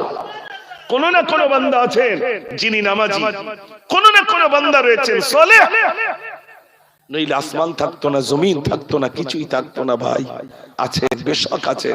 তাই আজ আমি আপনাদের কাছে বলবো, এই সেই শাবান মাস, তওবা করুন, খালিস দিলে তওবা করুন। আল্লাহ আল্লাহ এই কাজগুলো আর আমি করব না। আপনি আমি যদি আল্লাহর কাছে বলি, আমাদের কি খুব কষ্ট হবে ভাই এই কথা বলতে? না, আমরা কি একটু আল্লাহর কাছে বলতে পারবো না, আল্লাহ আর সুদ খাবো না, আর জুয়া খেলবো না, আর টিকিট খেলবো না, আল্লাহ আর মদ খাবো না, আল্লাহ ব্যভিচার করবো না, নোংরা কাজ করবো না, আল্লাহ তুমি ক্ষমা করে দাও। আল্লাহ বলেন, বান্দা পাহাড় সমান অন্যায় করেছো, আমি আল্লাহ পাহাড় পরিমাণ অন্যায়গুলো আমি ক্ষমা করে দেব। তারপরে আল্লাহ বলছেন, আমি শুধু ক্ষমা করি না, ওই পাহাড় সমান অন্যায়টাকে আবার ভালো আমলে আমি আল্লাহ পরিণত করে দেব। জোরে বলুন না সুবহানাল্লাহ। ও সোনার ভাইরা আমার, এজন্য আজ থেকে নিয়ত করুন, এই জলসা থেকে প্রতিজ্ঞা করুন, জীবনে আর নামাজ ছাড়বো না, নামাজ ছাড়বো না। আমার জীবন থেকে যেন এক ওয়াক্তের নামাজ না চলে যায়। ও সোনার ভাইরা আমার, এক ওয়াক্ত নামাজ যদি চাকরিত ছেড়ে দেন, তাহলে মনে রাখবেন 80 হোক বা জাহান্নামে পড়া লাগবে, 80 হোক বা জাহান্নামে পড়া লাগবে। এক হোক বা সমান হিসাবটা আপনাদের কাছে দিই, বাড়িতে গিয়ে হিসাব করে নেবেন। এক হোক বা সমান 2,88,00,000 বছর, এক হোক বা তালি 80 হোক বা, এবার বাড়িতে গিয়ে হিসাব করবেন। এক ওয়াক্ত নামাজ যদি কেউ ইচ্ছাকৃত ছেড়ে দেয়, 80 হোক বা জাহান্নামে পড়া লাগবে। আচ্ছা, আমার এই কথাটা বিশ্বাস হচ্ছে বলে মনে হয়? জাহান্নাম, জাহান্নাম। ও সোনার ভাইরা আমার, জাহান্নাম গর্জন দিচ্ছে, সর্বদাই গর্জন দিচ্ছে। ও সোনার ভাইরা, সব থেকে আফসোসের সময়টা কখন সময় শোনেন? আপনাদের এখানে বাদুড়িয়া থানা বলি আর বসিরহাট জেল বলি, থানায় যখন কাউকে নিয়ে যাওয়া হয়, সুস্থভাবে কিন্তু যায় না। আর পুলিশ কিন্তু কাউকে গলা জড়িয়ে নিয়ে যায় না, নিশ্চয়ই হাতে হ্যান্ডকাপ দেয়। বেশি বাড়াবাড়ি করলে কোমরে দড়িও বাঁধে, বাঁধে না, বাঁধে না। যখন ডেঞ্জারেস হবে, কোমরে দড়ি বাঁধবে, সহজে থানায় যেতে চাই না, সহজে জেলখানায় যেতে চাই না। ও সোনার ভাইরা, সহজে জাহান্নামে যেতে চাইবে না। ফারিস্তারা কি করবেন? ভাইরা আমার, চিকল্লির বেড়ি পরিয়ে পায়ে হাতে বেঁধে টেনে টেনে নিয়ে যাবে। ভাইরা, জাহান্নামের দারোয়ান সামনে থাকবে। ওই জাহান্নামের গেটে যখন নিয়ে যাবে, জাহান্নামের গেটের দারোয়ান বলবে, রেদওয়ান বলবে, তোমরা কোন নবীর উম্মত উম্মতি, তোমরা কোন নবীর উম্মত উম্মতি, দাঁড়িয়ে যাও। সেদিন বলবে, আমরা প্যারা নবী মুহাম্মদুর রাসূলুল্লাহ সাল্লাল্লাহু আলাইহি সাল্লামের উম্মত উম্মতি। জাহান্নামের দারোয়ান লজ্জায় বলবে, আরে শেষ নবীর উম্মত সৌভাগ্য অর্জন করেছো, শেষ নবীর উম্মত হওয়া সৌভাগ্য অর্জন করেছো। তারপরে জাহান্নামে কেমনে তোমরা এলে বলো? যে নবীর উম্মত হওয়া সৌভাগ্য অর্জন করেছো, তারপরে জাহান্নামে এসেছো কি করে? ও সোনার ভাইরা বাপজিরা, আমাদের এই নামাজ, আমাদের এই রোজায় জান্নাত মিলবে না, মিলবে না। আল্লাহর কাছে বারে বারে কাঁদুন আর বলুন, আল্লাহ আমাদের নামাজ দিয়ে জান্নাত মিলবে না, আল্লাহ আমাদের রোজা দিয়ে আমরা জান্নাত হয়তো পাবো না। আল্লাহ তোমার করুণা, তোমার রহমত আমাদের প্রতি তুমি নাজিল করো। যদি তোমার দয়া আর করুণা আমাদের প্রতি হয়, বেশক আমরা জান্নাতি হয়ে যাব। একটু জোরে বলুন না সুবহানাল্লাহ। এখন বলুন, এই কথাটা আল্লাহর কাছে বলতে হবে না, হবে না? আল্লাহর কাছে বলতে হবে তো নাকি ভাই? বলতে হবে। চান গভীর রাতে, চান রাতে উঠুন, আল্লাহর কাছে কাঁদুন। আল্লাহ রাব্বুল আলামিন ওই বান্দাকে বেশি ভালোবাসে। শুনে নেন ভাইরা আমার, আল্লাহ রাব্বুল আলামিন ওই বান্দা, ওই বান্দিকে বেশি ভালোবাসেন যে আল্লাহর বান্দা বান্দি গভীর রাতে সমস্ত কিছু ত্যাগ করে দিয়ে ভাইরা আমার নির্জন জায়গায় বসে বসে আল্লাহ আল্লাহ আল্লাহ জিকির করেন। আল্লাহর ওই বান্দা বান্দি তাসবিহ তেলাওয়াত করেন, গভীর রাতে নির্জন জায়গায় বসে কোরআন পড়েন, নির্জন জায়গায় বসে তাহাজ্জুদের নামাজ পড়েন, সিজদায় কাঁদে, আর তখন আল্লাহর কাছে ক্ষমা চাই। আমার আল্লাহ বলেন, ওরে আমার বান্দা রে, ওরে আমার বান্দি, মাথা তোল, মাথা তোল, মাথা তোল। আমার সকল বান্দা ঘুমিয়ে গেল, আর আমার ভয়েতে বান্দা তুই কাঁদিস, তুই মাথা তোল। আমি আল্লাহ তোর জীবনের ত্রুটিগুলো আমি রব্বুল আলামিন ক্ষমা করে দিলাম। ও সোনার ভাইরা আমার, মরণ আসবে, রেহাই নাই। আজরাইল যখন আসবে, চোখ দুটো মোটা মোটা হয়ে যাবে, হাত দুটো নিয়ে নিজেকে কাঁপতে থাকবে, আরে কি জিনিস আমি দেখলাম। আজরাইলের দৃশ্য দেখে এমনি তো হতবাক হয়ে যাবে। আপনি অনেকেই দেখেছে, মানুষ মরণ কালে কেউ পেশাব করে ফেলে, কেউ পায়খানা করে ফেলে, কারোর গালটা হা হয়ে যায়, কারোর জিভটা বেরিয়ে যায়, কারোর বুকটা উঁচু হয় না, হয় না? একটু জোরে বলেন।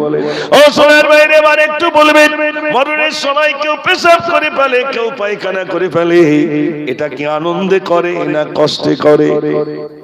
উত্তর দেন। কষ্টে করে কেমন কষ্ট শোনেন, কষ্টটা কেমন, কষ্টটা শুনে নেন। আল্লাহর নবী সাল্লাল্লাহু আলাইহি ওয়াসাল্লাম বলেন মৃত্যু কষ্টটা কেমন কষ্ট শোনো। কোন মানুষ যদি একটা জীবিত ছাগলকে তার চামড়াটা ছাড়াতে থাকে যেমন কষ্ট, তার থেকে অধিক কষ্ট হলো মৃত্যু কষ্ট। চিন্তা করেছি বলে মনে হয় সেদিন কেউ থাকবে না। বসিরহাট হুজুর লিখেছেন কানপটি চেপে যাবে, গলার ভিতরে ঘড়ঘড়ানি আওয়াজ আসবে, চোখের উপরে ঘোলাটে পর্দা আসবে, তখন মনে হবে আর হবে না। ও সোনার ভাইরা, তখন মনে হবে আর হবে না। বসিরহাট আল্লামা হুজুর তিনি লিখেছেন তোমরা ওই সময় বেশি বেশি করে কলমাত তালকিন দাও, কলমাত তালকিন দাও। শুনে নেন ভাইরা আমার, এখন তো এক পরীক্ষা, তখন হয়ে যাবে আর এক পরীক্ষা। এত পানির পিপাসা হবে, এত পানির পিপাসা হবে ভাইরা আমার, মনে হবে সারা পৃথিবীর পানিগুলো যদি পান করি তাও তৃষ্ণা মিটবে না। ওই সময় শয়তান এসে এক গ্লাস পানি এসে বলবে, এক গ্লাস পানি এনে বলবে তোর বিবি দেখ ঠোঁটে কাপড় ভিজিয়ে দিচ্ছে, তোর ছেলেটা একটুখানি পানি দেয়, কেউ তোকে পানি দিচ্ছে না, আমি তোর জন্য সারাপ এনেছি, সুন্দর পানি এনেছি, তুই একটুখানি বল লা ইলাহা, যার মানে হলো আল্লাহ নেই, এটা যদি বলতে পারিস সুন্দর পানি তোকে আমি পান করাবো। কি বলতে হবে ভাই? লা ইলাহা মানে আল্লাহ নেই, এটা বল, পানি দেবো। তার মানে কি ইমানদারই মরবে? জোরে বলেন। বেঈমান করে মরাবে, তাই সে তার নিজের দলভুক্ত করে নেবে বলে তাই ওইটা বলবে। ও সোনার ভাইরা, আমরা হয়তো মনে করবো কেন খাবো এই পানি? জবরদস্ত আল্লাহর ওলি তারা শিষ্যরা ওই আল্লাহর ওলির ইন্তেকালের মুহূর্তে ভাইরা আমার যখন কষ্ট হচ্ছে সেই সময় সবাই কলমাত তালকিন দিচ্ছেন, হুজুর মুখটা ঘুরিয়ে নেন, আবার এদিকে ফিরে কলমাত তালকিন দেন, মুখটা এদিকে ঘুরিয়ে নেন।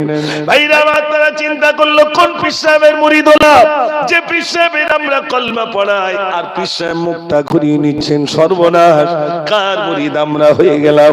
কিছুক্ষণ পরে সুস্থ বলেন হুজুরকে বলেন হুজুর আপনার আমরা কলমাত তালকিন দিচ্ছিলাম আর আপনি মুখটা ঘুরিয়ে নিচ্ছেন, ব্যাপারটা একটু বলুন।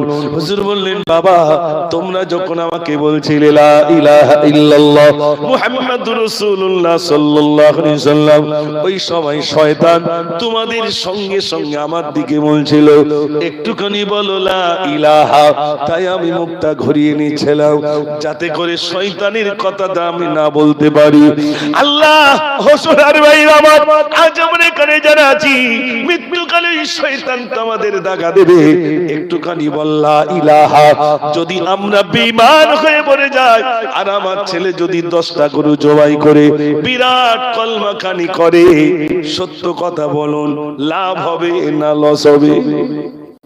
জোরে বলেন। কোনো কাজ হবে না। কেন না? ঈমানদার হয়ে মরতে পারেনি, বেঈমান হয়ে মরেছি।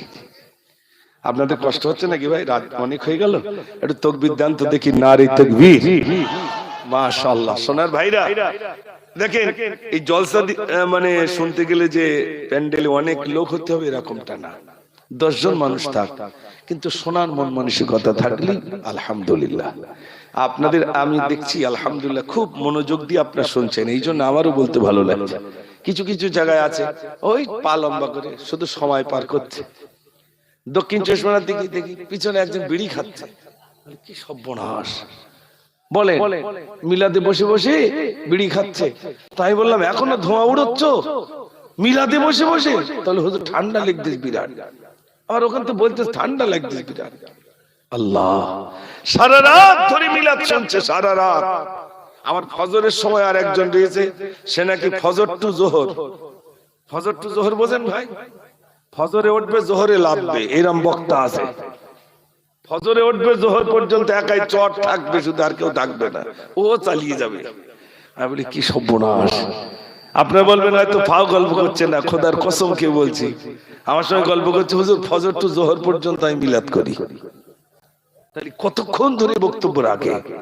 আমাদের উত্তর 24 পরগনায় আলহামদুলিল্লাহ 12টার ভিতরে ইতি হয়ে যায়। কেন? সারা রাত মিলাদ শুনবো, ফজরের নামাজ কাজা, লাভ হবে না লস হবে ভাই? লস হবে। এই জন্য উত্তর 24 পরগনা বিশেষ করে আমাদের দিকে বিশ্বাস করুন, এই উত্তরে মানুষ জলসাটা আলাদা ভাবে শোনে, আর এখানে জলসা করা অনেক কষ্ট। আমি দিনাজপুর গেছি, উত্তর দিনাজপুর, দক্ষিণ দিনাজপুর, মালদা, মুর্শিদাবাদ, বাঁকুড়া, আল্লাহ অনেক জায়গায় নিয়ে গেছে। শুধু বলছে হুজুর সুদ দাও না তো বলে লোক চলে যাবে। কতক্ষণ সুদ দেবে রে বাবা? সুদের তো একটা সিস্টেম আছে নাকি? কতক্ষণ সুদ দেবে?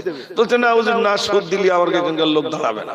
আর তাহলে সুদ দিয়ে বসিয়ে রাখতে হবে, সুদ দিয়ে তাদের বসিয়ে রাখতে হবে। চিন্তা করেন তাই বলি এই চার জীবনে আসবো না। তার সুর বন্ধ করলে উঠে চলে যাবে, তার মানে নাগিনবাসীর মতো।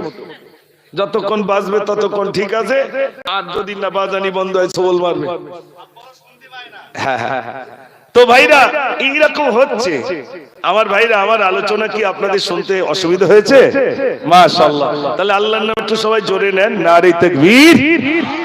জি মাশাআল্লাহ মাশাআল্লাহ। ও সোনার ভাইরা, আমার আসুন তওবা করি, আল্লাহর কাছে কাঁদুন। আত্তাইবুনাল আবিদুনাল হামিদুনাস সাইহুন। আল্লাহ রাব্বুল আলামিন বলেন আত্তাইবুনাল আবিদুন, তওবাকারী, ইবাদতকারী ওয়ালা, বেশি বেশি করে আল্লাহর কাছে তওবা করুন, আল্লাহর কাছে রোনাজারি করুন, আর বলুন আল্লাহ জীবনে অনেক ভুল কাজ করেছি, আল্লাহ তুমি ক্ষমা করে দাও।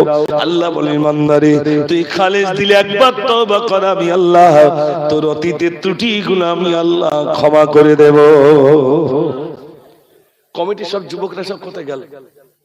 ওখান থাকলে হবে না, সব বলতে হবে যে নামাজ পড়বো ইনশাআল্লাহ। জি কমিটির যুবকরা ভাইরা সব কোথায় আছেন? একটু ভিতরে আছেন দেখি। এখন তার দোকানপাট তার নেই নাকি? মাশাআল্লাহ। যুবক ভাইরা নামাজ পড়ুক, আপনারা খুশি না বেজার হবেন ভাই? একটু জোরে বলেন। যা জলসা দিয়েছেন তার অন্তত এ দেখেন 5 ওয়াক্ত একসঙ্গে হবে না, হবে কি না? একটা মানুষ হঠাৎ করে যদি বলেন 5 ওয়াক্ত নামাজ পড়তে পারবে না, প্রথমে কি করতে হবে? ওই শুক্রবার দিয়ে শুরুটা করতে হবে, আস্তে আস্তে আস্তে আস্তে ওই মানুষটা ঠিক মসজিদ মুখী হবে। হবে না? হবে না? জোর করে নয়। আর একটা জিনিস আমাদের মসজিদের দিকে হয়, যেটা কোন একটা যুবক নামাজ পড়তে এলো, চোখের দিকে তাকাবে, ছেলেটা কার ছেলে? অমুক লোকের ছেলে। তখন নিজেরা বলা বলি করে, ও 2 দিন আসবে না, আর পাওয়া যাবে না, খুঁজে আর খুঁজে পাওয়া যাবে না। এইরকম যদি বলে, ও ছেলে আর আসবে বলে মনে হয় না। এসেছে, আপনি যদি তাকে বলেন মাশাআল্লাহ তুমি এসেছো, খুব ভালো হয়েছে, তুমি অমুকের ছেলে তো? জি আমি অমুকের ছেলে।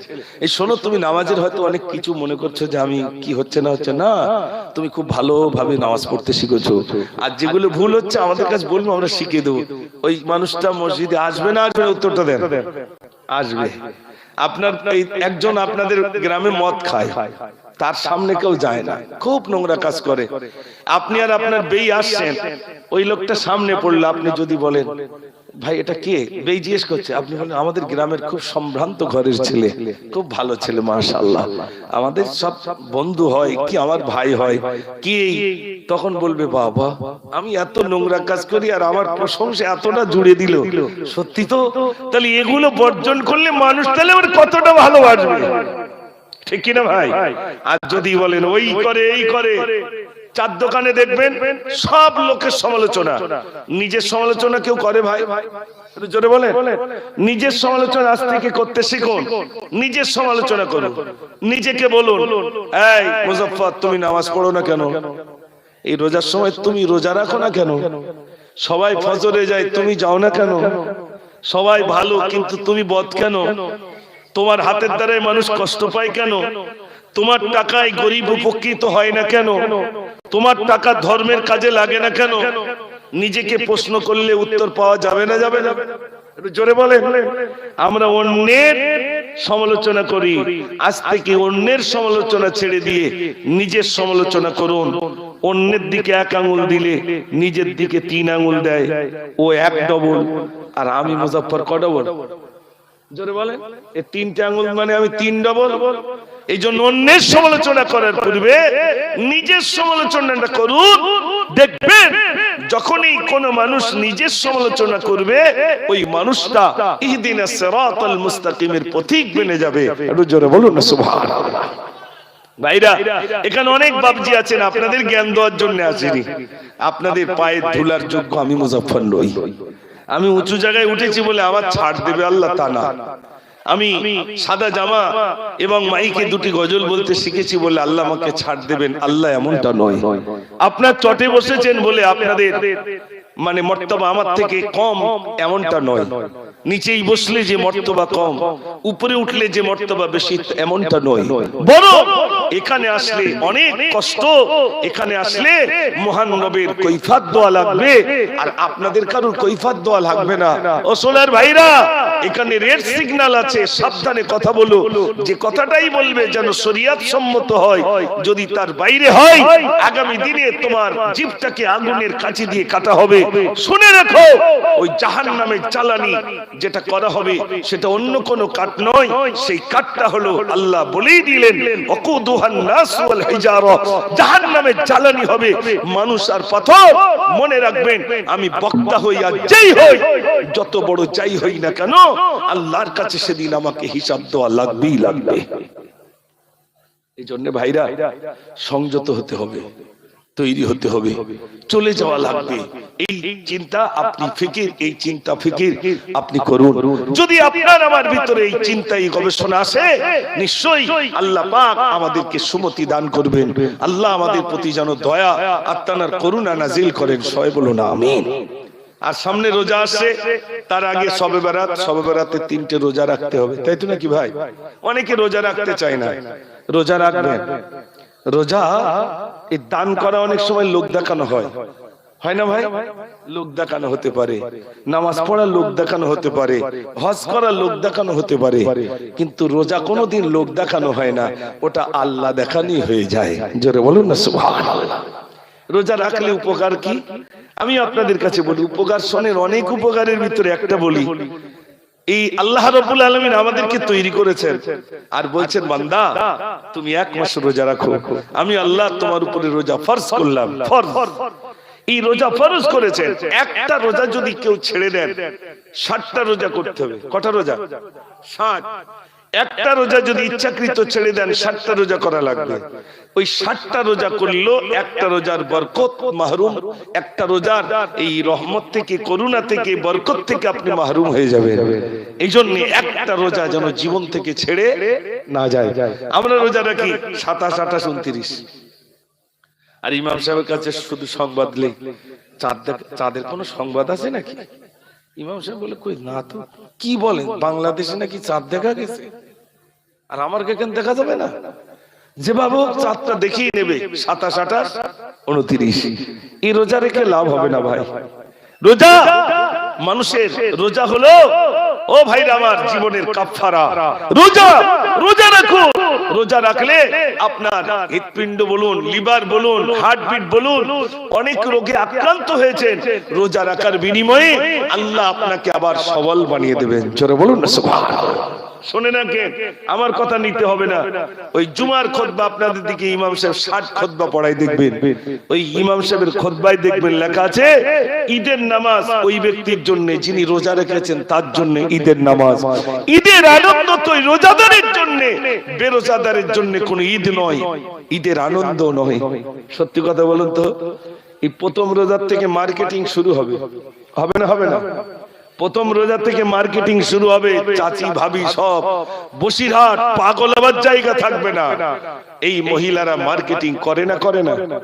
আর করবে না কেন? বেটা ছেলে সব চোখে ছানি পড়েছে।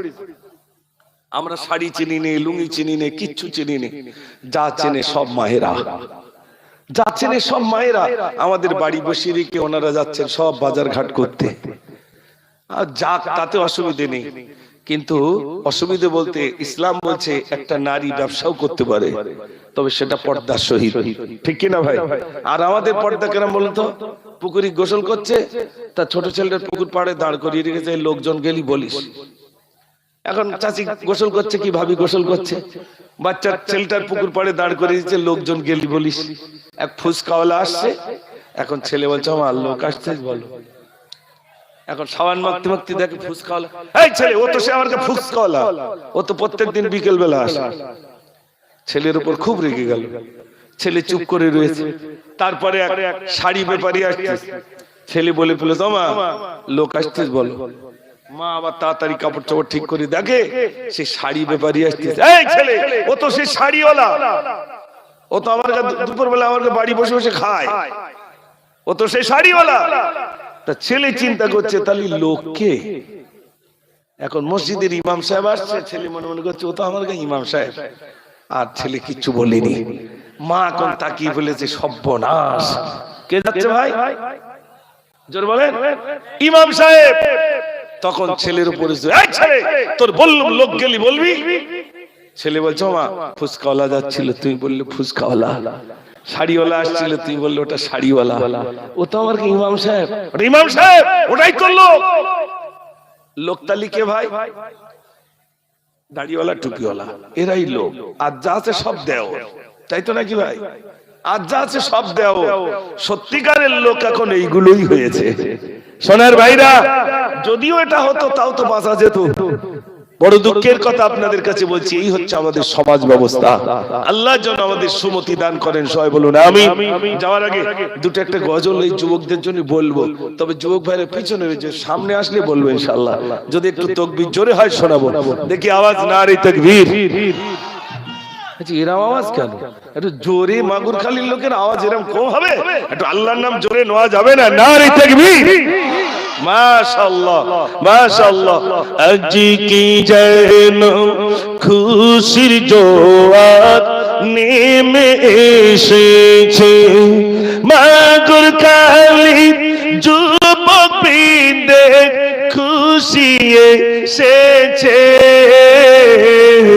আজ কি যেন খুশির জোয়ার নেমে এসেছে, আজ কি যেন খুশির জোয়ার নেমে এসেছে। নারে তাকবীর। আচ্ছা আপনাদের এই সাজানো গোছানো বাবা তো অনেক টাকা খরচা হয়েছে, প্রচুর ভাবে আপনারা মনে সহযোগিতা করেছেন, আলহামদুলিল্লাহ। জান্নাতের বাগান সাজিয়েছেন, একেবারে সুন্দর করে সাজিয়েছেন, ফুল দিয়ে জান্নাতের বাগান সাজিয়েছেন, আর অনেকটা টাকা খরচা আপনারা করেছেন।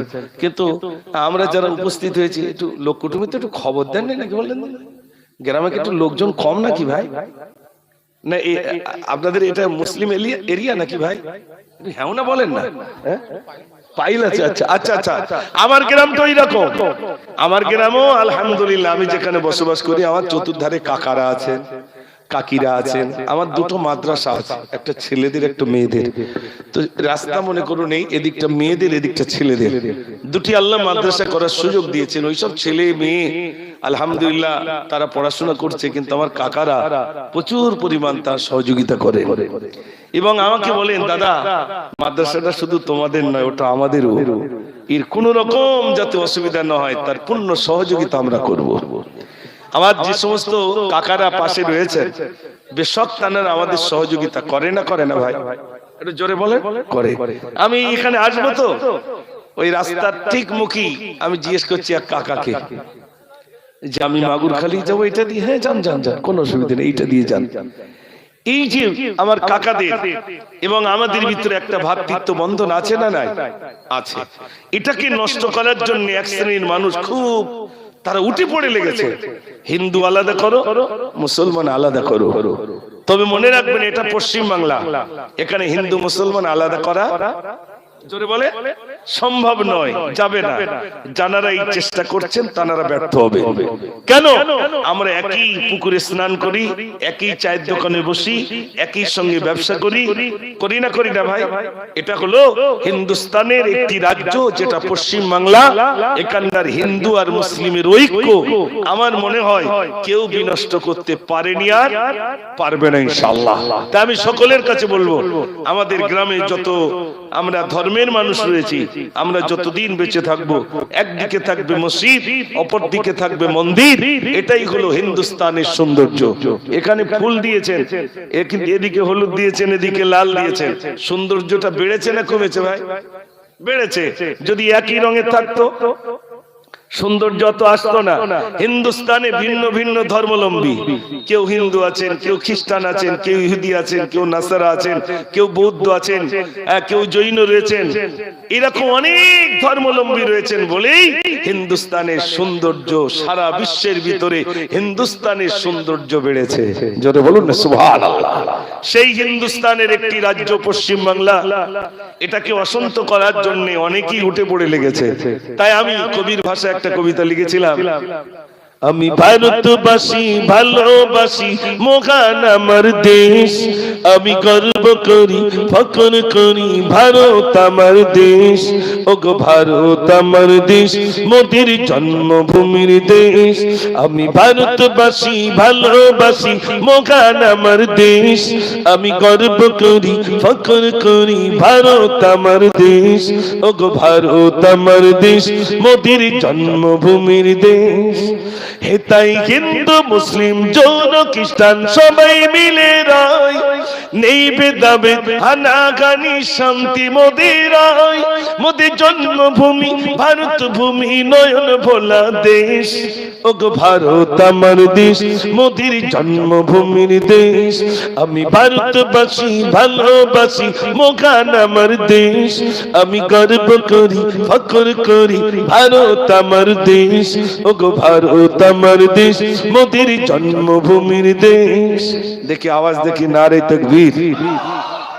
গজল একটা বলবো কিন্তু এরকম আওয়াজে হবে না, জোরে দিলি তাহলে। আমি তো ইঞ্জিন গরম করার মতো একটা বলছি, যদি সত্যিকারের গজল শুনতে চান সেটা এখনো ছাড়িনি, ছাড়বো, তবে একটু জোর আওয়াজ দিলেই শোনাবো। নারে তাকবীর, মাশাআল্লাহ। আচ্ছা, ওই আমার কাকারা যদি বলে এই তোমরা নারায়ে তাকবীর দাও আর আল্লাহু আকবার বলো, তো এই নারায়ে তাকবীরটা সর্বপ্রথম ইসলামে কে দিয়েছিলেন? সর্বনাশ করেছে রে, ফুরফুরাই গেলি নারায়ে তাকবীর, বসিরহাটে গেলি নারায়ে তাকবীর, মিলাদে আসলি নারায়ে তাকবীর। নারায়ে তাকবীর আমার ইসলামের সর্বপ্রথম কে দিয়েছিলেন এটা আমাদের জানা আছে? অনেকে জানা নাই, আজ শোনাবো ইনশাআল্লাহ। কই যুবক ভাইরা মাশাআল্লাহ আছেন আপনারা? একটু তাকবীর তালি জোরে দেন, নারায়ে তাকবীর। কই আপনাদের কি কি লাগবে লিস্টটা দেন, কি কি লাগবে লিস্টটা দেন। ও মুখোমুখি হবে, মাশাআল্লাহ, খিচুড়ির জন্য তো? আচ্ছা আচ্ছা। ও বাবা, আপনার যুবক রয়েছেন, আলহামদুলিল্লাহ হয়ে যাবে। যুবকদের অবদান ইসলামের সবথেকে বেশি, যুবকরা সমাজের যুবক। আচ্ছা আপনারা বলুন, এই একটু ভিতরে এসে, ভিতরে এসে, ভিতরে এসে, কই যুবক ভাইরা ভিতরে এসে। আচ্ছা আপনারা বলেন, এই যুবকগুলো যদি হাঙ্গামা দিত আপনারা খুশি হতেন? একটু জোরে কথা বলতে হবে, সব চুপ করে রয়েছে। আরে যুবকরা দেয় না, দেয় না হাঙ্গামা, দেয় না, দেয় না। কে শিখিয়ে দিয়েছে মিলাদ দাও? এই যুবকরা, এটা আপনাদেরই ছেলে, আপনাদেরই ছেলে, তারা এরকম সুন্দর ইন্তজাম করেছেন। এই পরিবেশটা কি খুব খারাপ দেখাচ্ছে? একটু তাড়াতাড়ি বলেন। এই জলসা দিয়েছেন এই যুবকরা, তার জন্য আমরা এসে বসতে পেরেছি, কিছু শুনতে পেরেছি। সত্যি কথা বলুন তো, ওই রকম যুবক বয়সে আমি কি ছিলাম নিজে বালিশি মাথায় দিয়ে চিন্তা করুন, আমি কেরাম ছিলাম। ওই রকম যুবক বয়সে আমি কেমন ছিলাম, এই যুবকরা কেমন, আমি কেমন ছিলাম, এটা চিন্তা করলে কিছু না কিছু বার হবে না? হবে না? বার হবে, উত্তর আসবে। এই যুবকগুলোর ভিতরে নিশ্চয়ই ধর্মের কিছু জ্ঞান তাদের ভিতরে এসেছে, আল্লাহর ভয় তাদের ভিতরে এসেছে বলি গ্রামে জলসরেন। আমি মুজাফফর এসেছি, আপনারা আলোচনা শুনছেন, কিচ্ছু বুঝতে পারি আর না পারি, শুধু বসে শুনবো। আল্লাহ পাক সগীরা গুনাহ, ছোট ছোট গুনাহগুলো ধুয়ে মুছে সাফ করে দেবেন। জোরে বলুন না সুবহানাল্লাহ। বিশ্বাস করেন, আল্লাহ আমাদের যে দুটি মাদ্রাসা করার সুযোগ দিয়েছেন, এই সব যুবক এই কীর্তিপুরের, এই বাগজেলা কীর্তিপুর তো এই রাস্তা দিয়ে যেতে হয় নাকি, তো কীর্তিপুরের যুবকরা জলসাদের দুদিন আমার মাদ্রাসায় বলছে, হুজুর চিন্তা করেন না, আপনার জলসায় যাচ্ছি, গরু নিয়ে যাচ্ছি। যুবকদের খোদার কসম বলতে হয়নি, তারা বলছে আমরা এটা নিয়ে যাব, আমরা এই দেব। তাদের যে উপার্জিত পয়সাটা দিনের জন্য খরচ করছেন, এটা তাদের কাজে আসবে না? আসবে না ভাই? আল্লাহর নবী বলেছেন ইসলামের সবথেকে অবদান বেশি যুবকদের, তাই নবীজি বলেছেন একটা বুড়ো জান্নাতে যাবে না, সব জনেরা যাবেন। বুড়ো সাহাবারা বললেন ইয়া রাসূলুল্লাহ, তাহলে আমাদের ভাই কি হবে? আল্লাহর নবী বললেন তোমরা যুবক বয়স পেরিয়ে বৃদ্ধে পা দিয়েছো, আল্লাহ আল্লাহ যেদিন জান্নাতে যাবেন ওই বুড়ো আর রাখবেন না, ওই বুড়োটাকে জন বানিয়ে জান্নাতে দিয়ে দেবেন। জোরে বলুন না সুবহানাল্লাহ। দুনিয়া লাঠি ঠেলে বলে ওখানে গিয়ে লাঠি ঠেলবে, আল্লাহ সেদিন জন করে দেবেন, নজওয়ান বানিয়ে দেবেন। এই জন্য আমার ভাইরা, এই যুবক ভাইরা তানারা এই অনুষ্ঠান দিয়েছেন আলহামদুলিল্লাহ, দুদিন ব্যাপী এই প্রোগ্রাম দিয়েছেন। আপনার অভিভাবক গার্জেন যারা আছেন আপনারা একটু সহযোগিতা করবেন, ছেলের জন্য একটু দোয়া করুন। এরকম যুবক টিপু সুলতান মসজিদে যান, কলকাতা টিপু সুলতান মসজিদের পাশে দাঁড়াবেন, দেখবেন এরকম যুবক চুলটা ভিন্ন স্টাইলে কাটা, গেঞ্জি গায়ে, প্যান্ট রয়েছে, অথচ আজান হলে নামাজ পড়তে যাচ্ছে না ভাই? টিপু সুলতান মসজিদ চলে যান, ধর্মতলায় কোরআন পড়ছে না? তাহলে যুবক প্যান্ট পরেছে বলে, গেঞ্জি পরেছে বলে যে তিনি গোমরাহি পথে রয়েছেন এমনটি নয়। একটা যুবক যে প্যান্ট পরে রয়েছেন, গেঞ্জি পরে রয়েছেন, ওই যুবককে মহব্বত করে বোঝান, ইনশাআল্লাহ। হযরত আলী রাদিয়াল্লাহু তাআলা ইসলাম কবুল করেছিলেন, মাত্র 8.5 বছর বয়সে ইসলাম কবুল করেছিলেন। একটু জোরে বলুন সুবহানাল্লাহ। আজ আমি যুবকদের জন্য একটা গজল বলবো ইনশাআল্লাহ, তবে তার আগে আমি প্রথম খিচুড়ি দিয়ে শুরু করব। এই যার লোক আছে 25 কেজিতে হয়ে যাবে নাকি? এরপরে চাল বেশি, মানে লোকজন বেশি আসে, ও পার্সেল রয়েছে, বিরিয়ানি না তাহিরি, খিচুড়ি মাশাআল্লাহ। তাহলে 100 কেজি চাল হয়ে যাবে নাকি? 100 কেজি, মোটামুটি প্যান্ডেল দেখে বোঝা যাচ্ছে 100 কেজি লাগবে। কেউ আছেন 50 কেজি চাল দেনেওয়ালা? ইনশাআল্লাহ এই জলসা আমি 50 কেজি চাল দেব। মায়ের নামে 25 কেজি, আব্বার নামে 25 কেজি। একজন বলবেন যে আমি 50 কেজি চাল দেব ইনশাআল্লাহ। আমার ভাইয়ের নাম কি নাম? ওই ভাইটার নাম শফিকুল মন্ডল। একটু জোরে আওয়াজ দেন না, নারে তাকবীর। এই শোনেন, আমি বলে পুকুরছা চালো, আগে থেকে বলে দিচ্ছি ইনশাআল্লাহ চেষ্টা করবো আমার ভাইদের কাছে কিছু নেওয়ার, আর আমার ভাইরা দেবেন ইনশাআল্লাহ। আব্বা মা চলে গেলেও দিতে পারেন, বেঁচে থাকলেও দিতে পারেন। আব্বা মার নামে দেন, কোন ভাই যদি থাকেন, রব্বুল আলামিন আল্লাহ তোমার বান্দার দান তুমি কবুল করো। আল্লাহ শফিকুল ভাই আমার থাকতে না পেরে বলেন আমি 50 কেজি চাল দেব, আল্লাহ তুমি দানকে কবুল করো, মনের আশা পুরা করো। ও রব্বুল আলামিন আল্লাহ এই 2 দিন ব্যাপী চলে সব, আল্লাহ তোমার বান্দার যুবক আল্লাহ তাআলা এত সুন্দর করে ইন্তজাম দিল। ও রব্বুল আলামিন আল্লাহ তাদের এই অনুষ্ঠান আল্লাহ তুমি কবুল করো, কাল কিয়ামতের দিনে নাজাতের জরিয়া বানিয়ে দিও। আজকে দিয়ে যা দান করেন আল্লাহ প্রত্যেকে দান আল্লাহ তুমি কবুল করে নাও। সবাই বলুন আমিন, নারে তাকবীর। আরেকজন বলেন 50 কেজি চাল, কি নাম? ইসমাইল। মা মারা গেছে, মায়ের নামে 25 কেজি চাল। আমার মাও নেই, আমি মাকে নিয়ে লিখেছিলাম, মা জননী মা জননী মা জননী গো, মা জননী মা জননী মা জননী গো, তুমি বিনা থাকতে পারি কেমনে বলো, কেমনে বলো, কেমনে বলো, মা জননী মা জননী মা জননী গো, মা জননী মা জননী মা জননী গো, নিরালতি একা একা আমি কেঁদে যাই, মামা বলে কাঁদি আমি বালিশ ভিজে যাই। ও মা তুমি একটুখানি ডাকবে বলো, ডাকবে বলো, ডাকবে বলো, মা জননী মা জননী মা জননী গো, মা জননী মা জননী মা জননী গো। নারে তাকবীর। মাশাআল্লাহ। বলেন আমার ছোট্ট ভাই মায়ের নামে দিয়েছেন 25 কেজি চাল। আর একটা বলেন 25 কেজি, 100 কেজি হলে হয়ে যাবে ইনশাআল্লাহ। নূর ইসলাম ভাই মাশাআল্লাহ। আমার নূর ইসলাম ভাই বলছেন আমি তো 25 কেজি চাল। একটু জোরে আওয়াজ হবে, নারে তাকবীর। ও মোহর আলী ভাই কই?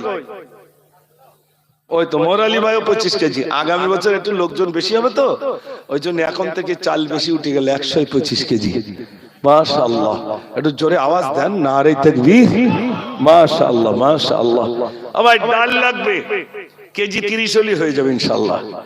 10 কেজি করে বলবেন যে আমি 10 কেজি, আমি 10 কেজি, আমি 10 কেজি।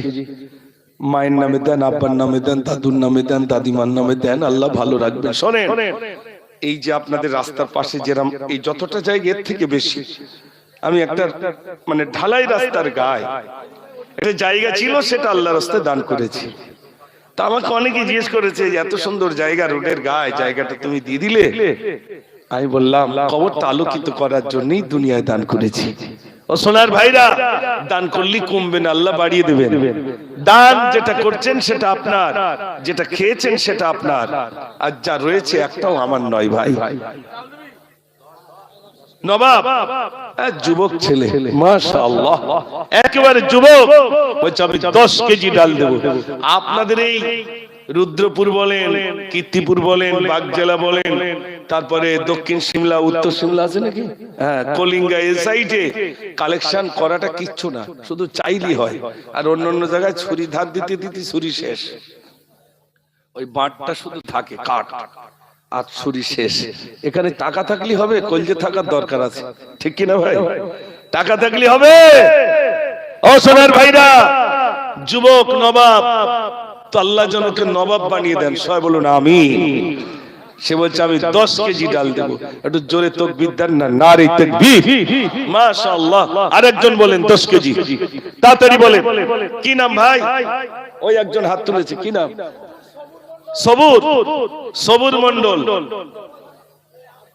কই একজন? ওখানে যেতে হবে, এরকম যা দাঁড়ালি সব দেখা যাবে। হ্যাঁ, টিউবলাইট দেবেন, এরপরে প্যান্ডেলে কিছু টিউবলাইট দেবেন ভাই, না তো মুখ দেখা যায় না, বুঝলেন? আব্দুল্লাহ 10 কেজি আর সবুর ভাই 10 কেজি, মাশাআল্লাহ। এই তো ডাল হয়ে গেল, একটু জোরে আওয়াজ হবে না, নারে তাকবীর। আজ দুঃখ নেব না, খুশি নেব, খোদা গো তুমি দাও না বলে। আজ এই দিনেতে রসুল এলো, আর এই দিনে বিদায় নিলে। আজ দুঃখ নেব না, খুশি নেব, খোদা গো তুমি দাও না বলে। সৃষ্টির প্রথমে সৃষ্টি যিনি, আর সে মোয়াল্লা রেখে তারে বিশ্ব নিখিলে জানিয়ে দিল। পাঠাবো এমন দিলবার, সেই রূপ দেখিলে বিশ্ব জাহান সেজদা করিবে দুলে দুলে। আজ দুঃখ নেব না, খুশি নেব, খোদা গো তুমি দাও না বলে। নারে তাকবীর বলেন। 2 বস্তা আলু লাগবে, আলুর দাম একদম বিরাট কম, একটু বলেন কোন ব্যক্তি আছেন যে 1 বস্তা আলু দেবো? 1 বস্তা করে নবাব দেবে? ও আচ্ছা, মাশাআল্লাহ। কতটা? 2 বস্তা। নবাব কি করে? কি নবাব? আচ্ছা, নবাব স্টুডেন্ট, মাধ্যমিক পরীক্ষা। আপনারা সবাই দোয়া করেন আল্লাহ যেন নবাবকে ওই পরীক্ষায় যেন নবাব বানিয়ে দেন, আমাদের সামনে যেন আল্লাহ তার রেজাল্টটা খুব সুন্দর বানিয়ে দেন, সবাই বলুন আমিন। রব্বুল আলামিন আল্লাহ যুবক নবাব থাকতে না পেরে বলেন আমি তোমার আলো দেব। আল্লাহ তুমি খুশি হয়ে যাও, আল্লাহ তুমি রাজি হয়ে যাও। আই রব্বুল আলামিন আল্লাহ তোমার যুবক বান্দা পড়াশোনায় রত রইল, সামনে মাধ্যমিক পরীক্ষা রইল। রব্বুল আলামিন আল্লাহ তার সামনে প্রশ্নগুলো তুমি সহজ করে দিও। রব্বুল আলামিন তার উত্তরগুলো যথাযথ যাতে দিতে পারে সে তৌফিক তার নসিবে তুমি কবুল করো, সবাই বলুন আমিন। চাল হলো, ডাল হলো, আলু হলো, কি পোল্ট্রি না হাম্বা, কোনটা? ও বাবা, 4 পা। ওইটাই চাইতে ভয় লাগে, ওইটাই চাইতে ভয় লাগে। কেন জানেন? ত্রিপুরাতে গেছি, আমি জিজ্ঞেস করছি ভাই গরুর গোশের দাম কত? 2 বছর আগে বলছি, তো বলছি হুজুর 850 টাকা। আসামে শিলচরে গেছি, জিজ্ঞেস করছি ভাই এখানে গরুর গোশের দাম কত? 950 টাকা। 850, 950, আর আমার বলছে কলকাতায় কত? 170, 80, তাই তো? সেই সময় ছিল 2 বছর আগে 70, 80, জি, এর নাম পশ্চিম বাংলা। আলহামদুলিল্লাহ, সেই গরুর গোশত আমি বেশি চাই। কতটা দরকার? 50 কেজি। ও তো এক্ষুনি একটা গরু দিয়ে দেবে ইনশাআল্লাহ। পেপসি পেনা গরু 50 কেজি, আর কত সময় লাগবে তুলতে? মা বোনেদের কাছে যান, ভান্ডারের টাকা নেন 1 মাসের, যদি দেয় তো আমরা দোয়া করবো যেন SMS-টা ঠিক মতো ঢোকে, আর যদি না দেয় তাহলে দোয়া হবে আল্লাহ জানে রাত দিন হয়তো আধার কার্ডলে দড়িতে ঘষে টাকা ঢোকে না কেন। এই জন্য মায়েরা, ও গো মা তুমি বলে দাও আমার পিতাজি কোথায়? আজ ভোরের পাখিরা ফিরে এসেছে, আকাশের তারাগুলো জ্বলে উঠেছে, জননী ওগো জননী পিতা ডাকে না আমার, ওগো মা তুমি বলে দাও আমার পিতাজি কোথায়? নারী তাকবীর বলেন ইনশাআল্লাহ। 10 কেজি গোশত কে আছেন বলবেন যে আমার আব্বার নামে আমি 10 কেজি গোশত দেব? বলেন আব্বা আমার নামে, বেশি চাইছি না, 10টা কেজি গোশত। কেউ আছেন 10টা কেজি গোশত দেবেন? ইনশাআল্লাহ আমি আমার আব্বা আমার নামে 10 কেজি গোশত দেব। বলো। এই জায়গায় শয়তান বলবে একদম দিস নি। শয়তান বলবে ভাই দিস, বিশ্বাস করুন শয়তান অনেক রকম বুঝবে। আবার যদি করোনা আসে কি হবে তা ঠিক নেই, গোশত দিয়ে ডাল আলু খাক এরকম বলবে। কেউ আছেন? আর গরু আর খেতে হবে না, যা শুরু হয়েছে এরপরে হয়তো গরু সেন্ট খাতে হবে, সেন্ট পাওয়া যাবে, সেন্ট কি যা শুরু হয়েছে, যা পেটাই শুরু হয়েছে আল্লাহ জানে কদিন খাওয়া হবে আর না হবে, তাই তো নাকি ভাই? একটু বলেন কোন ব্যক্তি আছেন বলেন। আচ্ছা 5 কেজি দেন, 10 কেজি দিতে 5 কেজি দেন, হাফ করে দিলাম। বলেন ইনশাআল্লাহ আমি 5 কেজি গোশত দেব। বলুন তো দেখি। গোশত দেওয়া অনেক কঠিন ভাই। শয়তান আমার বাড়ি গিয়ে বলতে আসবে গিন্নির কাছে, তোমার কাছে লোক বলো দান করেছে। কি সুন্দর দেখেন ভাই, ফোন লাগবে না, কিচ্ছু লাগবে না, কানে আওয়াজ চলে যাবে। আপনি বাড়ি যাবেন, গেলে জিজ্ঞেস করবে তুমি সত্যি কথা বলো দান করেছো? কই না তো। না বললে হবে? তোর না বলে জিন্দাবাদ জিন্দাবাদ করতে বললি হবে? শয়তান বাড়ি পর্যন্ত বলি দিয়ে আসবে। মুস্তাকিম 10 কিলো দেয় তো 5 কিলো দিচ্ছে। মুস্তাকিম কি করে? আচ্ছা সেলাই কাজ, ওই সেলাই কাজ করার লোক আমার দরকার, যারা পয়সা দেয়। সেলাই কাজ করার লোকই তো প্রচুর পয়সা দেয় আলহামদুলিল্লাহ। মুস্তাকিম আর ওস্তাগার নিতে, এর ভিতরে ওস্তাগার সব সেলাই কাজ করে, তো ওস্তাগার একটা ধরে বেঁধে নিয়ে আসবে তো। যাই হোক মুস্তাকিম বলছে আমি 5 কেজি গোশত দেব। আর একজন নেই ভাই মুস্তাকিমের পাশে যে আমি 5 কেজি দেব ইনশাআল্লাহ। আর আপনারা মিলাদ হলে একটু জামাইকে খবর দিতে পারেন না? জামাইরা আসুক না, জামাইরা শ্বশুরি না বিরাট দান করে। আমার গ্রামে তো আমি সব চাচিকে বলে দিয়ে আসি, ও চাচি তো জামার খবর দাও, আমার তো খাদ দিতে হবে না, যার জামাই তার বাড়ি আসবে, তাই তো নাকি? আর আমি শুধু বলবো জামাইকে একটু খবর দাও আসুক। আর ওই রাস্তার ধারে দাঁড়িয়ে থাকবো, বোনাইরা ঢুকবে, ভাই দাঁড়াও দাঁড়াও দাঁড়াও, এই জলসা হবে, একটি তেল দিতে হবে। তোমার জ্বালা আমরা শ্বশুর বাড়ি আসতে পারি না, আর কিচ্ছু করার নেই। এই গ্রামের মেয়ে নিলে একটু ট্যাক্স দিয়ে তারপর শ্বশুর বাড়ি যেতে হবে। মাশাআল্লাহ। কই ইমরান কে? তুমি? মাশাআল্লাহ। আমাদের ইমরান বাবু উনি বলছেন আমি দেব 10 কেজি গোশত। একটু খুশি হয়ে তাকবীর দেন, নারে তাকবীর। আর একটু জোরে দেন নারে তাকবীর। মাশাআল্লাহ মাশাআল্লাহ। বলে একদিন এক বড়ি নদীর ধারে বসে কাঁদে আপন ছেলের তরে, আসিলেন মোর পীর জিলানী সেই পথ ধরে।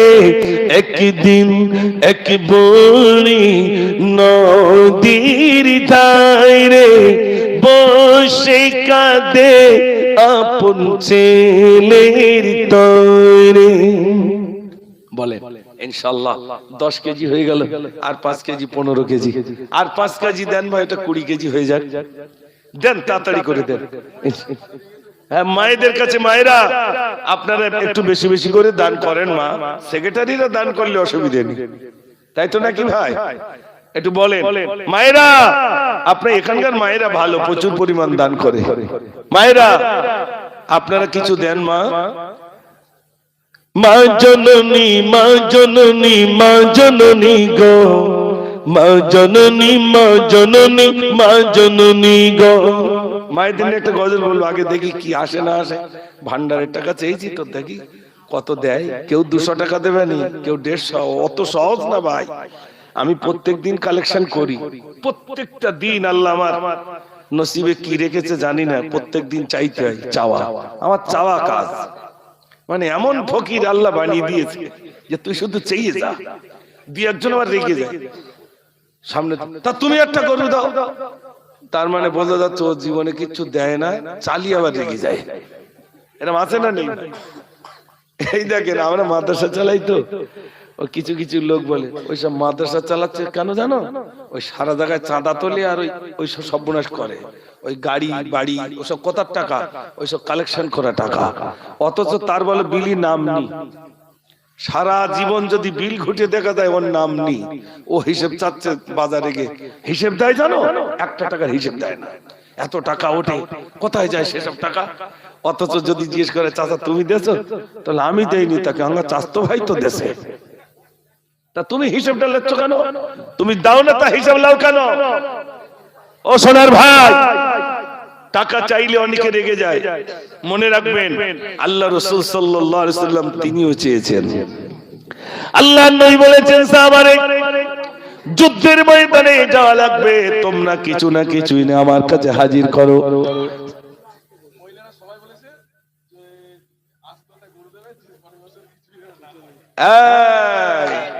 মায়েরা গরু দিচ্ছে তো তাকবীর দেন, নারে তাকবীর, মাশাআল্লাহ।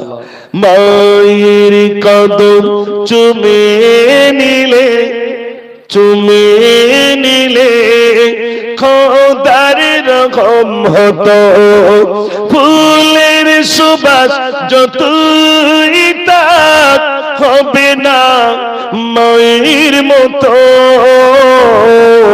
মায়ের কদম চুমে নিলে, চুমে নিলে খোদার রকম হতো।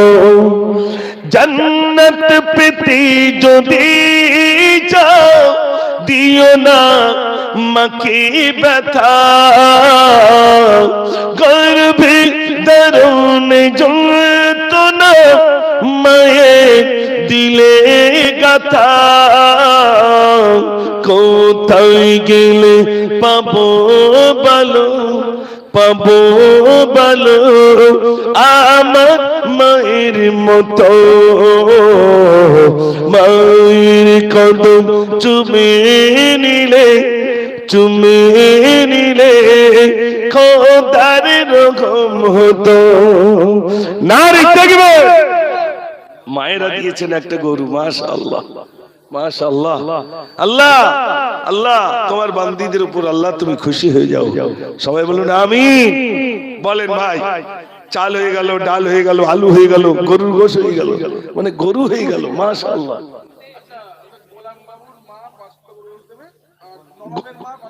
নবাবের, আমাদের নবাব বাবুর মা 5 কেজি গোশ, আর গোলাম বাবুর মা দিচ্ছেন 5 কেজি গোশ। পরের বছরে তাহলে কি বিরিয়ানি নাকি? হ্যাঁ বিরিয়ানি হবে ইনশাআল্লাহ। আচ্ছা, এই প্যান্ডেল কজন মিলে করেছেন? এই প্যান্ডেলের খরচ কজন দিয়েছে? ও ভিতর থেকে আর গায়ের মানুষ সব প্রাণ ভরে দিয়েছেন, মাশাআল্লাহ। একদম সাজানো গোছানো, কত সুন্দর করে জান্নাতের বাগান পরিপাটি করে সাজিয়েছেন। আল্লাহ দুনিয়ায় তো জান্নাত, আপনারা বাগান। আচ্ছা এই জায়গাটার নাম কি ভাই একটু বলবেন? না এই এখন এই জায়গাটার নাম না, এখন আর এটা মাগুরখালি নেই, এখন জান্নাতের বাগানে বসে রয়েছে। একটু জোরে বলবেন না সুবহানাল্লাহ। জান্নাতের বাগানে সকলকে আসার সুযোগ আল্লাহ দেন না। আল্লাহ যাকে প্যার করেন, মহব্বত করেন, ভালোবাসেন, দুনিয়ার আবর্জনা থেকে বাছাই করে খুঁটে বেছে আল্লাহ জান্নাতের বাগানে বসার সুযোগ দেন। জোরে বলুন না সুবহানাল্লাহ। আপনারা অনেক ভাইরা এসেছেন, আলহামদুলিল্লাহ। খুব ভালো লাগছে যে এত রাত পর্যন্ত আপনারা বসে রয়েছেন। ঠিক নির্বাচিত 12টার ভিতরে ইতি করুক, কারণ আমাদের মৌলভী সাহেবের তো একটাই হয় না। একটাই হয় ভাই, হয় না। আসল কথা না ভাই, আমার একটা হলেই ভালো হয়। ওভারডোজ পড়িয়ে পড়িয়ে আমি আর পারিনি। এই জন্য এখান থেকে আবার অনেকটা দূর, সেটা মাদ্রাসা, আপনার দুর্গাপুর মাদ্রাসা। এ দুর্গাপুর নয়, আমাদের ওখানে তালপুকুরির পাশে একটা দুর্গাপুর মাদ্রাসা আছে। সেই মাদ্রাসায় বাদশারি কিসালে সেখানে গিয়েও মানুষের কাছে চাইতে হয়। তো শেষের দিকে আমাকে গিয়ে একটু আবার হাত পাততে হয়। জানেন তো আমি ইন্টারন্যাশনাল, তারপরটা বলে ফকির, যেটা বলে আর কি, সেইটাই আর কি আমি। এই জন্য একটু তাকবীর জোরে দেন, নারে তাকবীর। এক টিন তেল দেবেন কেউ, এক টিন তেল, যে হুজুর আমি এক টিন তেল দেব, এক টিন তেল। কই যুবকরা কই? আচ্ছা যুবকদের কত করে? 3000 না 4000 না 5000 না 2000? 2000 করে এবছরে 2000, পরের বছর 2500 করে দেব। কই কজন যুবক আছেন 2500 করে দেব? ভাই কি দিচ্ছেন? ওই ভাই কি বলছে একটু শোনেন না। কি দিচ্ছে বাবু?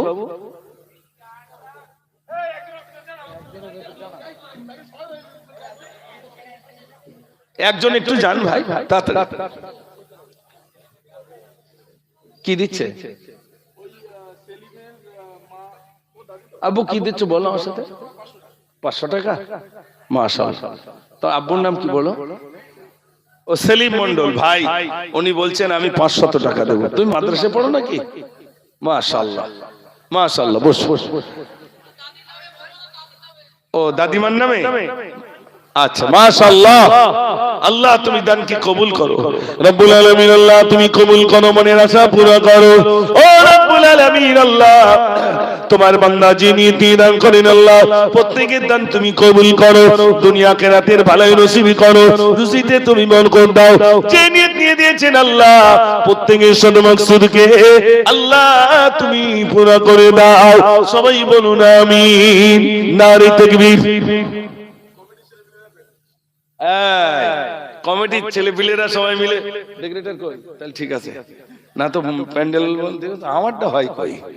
আলহামদুলিল্লাহ আমাদের ডেকোরেটরস ভাই মানে বানিয়েছেন, আর আমাদের কমিটির ভাইরা বলছে আগামীতে ইনশাআল্লাহ টোটাল ডেকোরেশন এই প্যান্ডেল আমরা বানিয়ে দেব।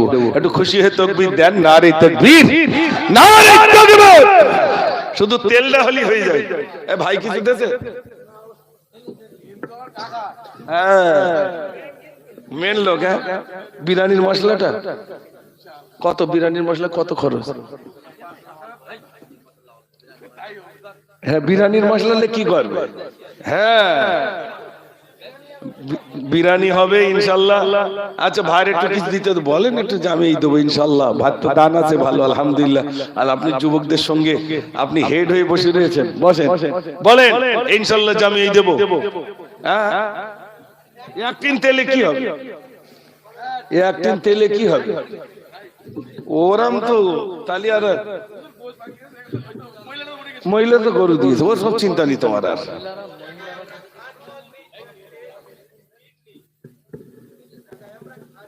হ্যাঁ আমি তো সেটাই বলছি ভাই, আমার সাথে একমত। মাশাআল্লাহ। একটু তাকবীর সবাই জোরে দেন, নারে তাকবীর। হ্যাঁ ওইটা দিয়ে দেবেন ইনশাআল্লাহ। একটু বলেন না ইনশাআল্লাহ, ইনশাআল্লাহ, ইনশাআল্লাহ। এবারে তোমরা সবাই মিলে তাকবীর দাও দেখি, নারে তাকবীর, নারে তাকবীর। জান সুরে সুরে তব নাম গাই, মদিনার মিনারে সেই নাম হয়। আমি তো বারবার ডাকি তোমায়, নামাজ দাঁড়িয়ে সেজদায় গিয়ে বলি শুধু আমি আল্লাহ। ওগো আল্লাহ, ওগো আল্লাহ, ওগো আল্লাহ, ওগো আল্লাহ, ওগো আল্লাহ, ওগো আল্লাহ, ওগো আল্লাহ, ওগো আল্লাহ। আজান সুর সুর তব নাম গাও, মদিনার মিনারে মদিনার সেই নাম হয়। আমি তো বারে বারে ডাকি তোমায়, নামাজ দাঁড়িয়ে সেজদা গিয়ে বলি শুধু আমি আল্লাহ, ওগো আল্লাহ, ওগো আল্লাহ, ওগো আল্লাহ, ওগো আল্লাহ। নারে তাকবীর। মাশাআল্লাহ, কমপ্লিট। ও তো ছোট আমি করলি হয়। মায়েরা ওর ভিতরে একজন, আরে মহিলা সমিতির মধ্যে একজন হেড করে দেন না, তাহলে তাহলে মায়েদের ভিতরে কে কত দেবে না দেবে, মায়ের একটা গরু দেবে বলেছে তো ইনশাআল্লাহ, তাহলে আবার চিন্তা কিসের? মায়েদের ভিতরে একজন হেড হয়ে যান। মায়েরা আপনারা কে কি দেবেন? ভান্ডারের টাকা মাস গেলি এসএমএস আসতেছে, চাচি চলে এসো, বিরাট শাড়ি রয়েছে, হ্যাঁ আপনারা একটা এসএমএস দিয়ে দেবেন যে মিলাদ এসে যাচ্ছে, 4-5টা মতো সিলিন্ডার লাগবে। ওরে আল্লাহ, আমার সিলিন্ডার মানে কাঠ পর্যন্ত তুলে দেওয়াতে হবে। আচ্ছা, একটা সিলিন্ডার কেউ আছেন এর ভিতরে? আপনাদের ভিতরে কেউ আছেন যে একটা সিলিন্ডারের টাকা দেবে ইনশাআল্লাহ? গ্যাস সিলিন্ডার কই ভাই? ওই দেখেন আমার শাহাদ আলী ভাই, মাশাআল্লাহ, উনি বলছেন আমি দেবো একটা সিলিন্ডারের টাকা। কই নাম লিখেছো? শাহাদ আলী ভাই দেখেন দিচ্ছেন একটা সিলিন্ডারের টাকা। মাশাআল্লাহ, আল্লাহ তুমি কবুল করো, আমার শাহাদ আলী মাদ্দাম তুমি কবুল করো। ও রব্বুল আলামিন, আল্লাহ চাওয়ার সাথে যদি হাতটা তুমি তুলিয়ে দিয়েছো, ও রব্বুল আলামিন আল্লাহ, আল্লাহ দানের বিনিময়ে দুনিয়া খেরাতের ভালোই নসিবি করো। যা চলে গেছেন আল্লাহ সব তাদের বকশিশ করো। ও রব্বুল আলামিন আল্লাহ, দানের বিনিময়ে আমাদের থেকে যা কত নিয়ে গেছেন তাদের সবটুকু তুমি পৌঁছে দিয়ে কবরটাকে জান্নাতের টুকরা বানিয়ে দিও। দুনিয়া খেরাতের ভাড়ায় আল্লাহ তুমি আমাদের নসিবে কবুল করো। সবাই বলুন আমিন। আর 3টে লাগবে ভাই, আর 3টে সিলিন্ডার বলেন। কই এখনো কেউ দেয়নি? দেবে, দাঁড়াও। ও আল্লাহ, ভাইয়ার ওতে পাতা, ও থালা গেলাস দেওয়ার জন্য লোক আছে ইনশাআল্লাহ। বলে আর একটা সিলিন্ডার হবে ভাই। এই বাঁশের এদিক দিয়ে একটা সিলিন্ডার হলো, এদিকে একটা হোক, এদিকে একটা হোক, এই তো তিনটে পার্ট করা আছে, 3 দিক দিয়ে 3টে সিলিন্ডার হয়ে যাবে ইনশাআল্লাহ। কেউ নেই? ওই তো ভাই হাত তুলেছেন, মাশাআল্লাহ। কি নাম? আমাদের আমিরুল ভাই, তাই তো? মাশাআল্লাহ, মাস্টার আমিরুল ইসলাম সাহাব, মাশাআল্লাহ। এই যখন দেখি মাস্টার, যখন দেখি ডাক্তার, এগুলো আমাদের কলিজা ভরে যায়। কেন বলুন তো? আমাদের স্বজাতিরা যখন মাস্টার হন, আমাদের ভিতরে তো শিক্ষা অনেক নিচেই চলে গেছে, তো যার কারণে এগুলো যখন শুনি আলহামদুলিল্লাহ আমাদের কলিজা ঠান্ডা হয়। মাস্টার মশাই তিনি বলছেন আমি দেব একটা সিলিন্ডারের টাকা। একটু খুশি আওয়াজ দেন না, নারে তাকবীর, মাশাআল্লাহ। আর একটা হবে না ভাই? আর একটা? আচ্ছা, মায়েদের ভিতরে দেখেন সাবিরুল ভাই বলছে আমি 2টো দেব, তাহলে 5টা হলো না? হলো না? আর তোমরা টেনশন করি সেই থেকে আর লাগবে না, বলছে আর লাগবে না। 2-1 জায়গায় এখানকার যুবকরা তো আলাদা, 2-1 জায়গায় সব টেনশনে ঘাম ঝরে। আর কি এত ঘাম ঝরতে? বলে হুজুর অবস্থা খুব খারাপ। কিসের খারাপ? দাঁড়াও না, পুকুর ছেঁচে ফেলে মাছ দিলি হলে তো। আলহামদুলিল্লাহ এখানকার যুবকরা খুশি। আল্লাহ আল্লাহ তুমি খুশি হয়ে যাও, তোমার বান্দারা তোমার বান্দিরা প্রাণ ভরে দান করেছেন। মায়েদের ভিতরে সুফিয়া নামে কোন মা আছে জানি না, আপনি একটু হেড হয়ে, ও আপনাদের বোন, আচ্ছা সুফিয়া বোন যিনি রয়েছেন তিনি নামটা সকল মায়েরা যারা আছেন তাদের নামগুলো লিখে নেবেন যাতে করে কোনো অসুবিধা না হয়। আসুন আমরা সবাই প্যারা নবীর শানে একটু সালাম পড়ে নিয়ে আসুন সবাই মিলে। চাইছি আবার হচ্ছে, আসুন ইয়া নবী।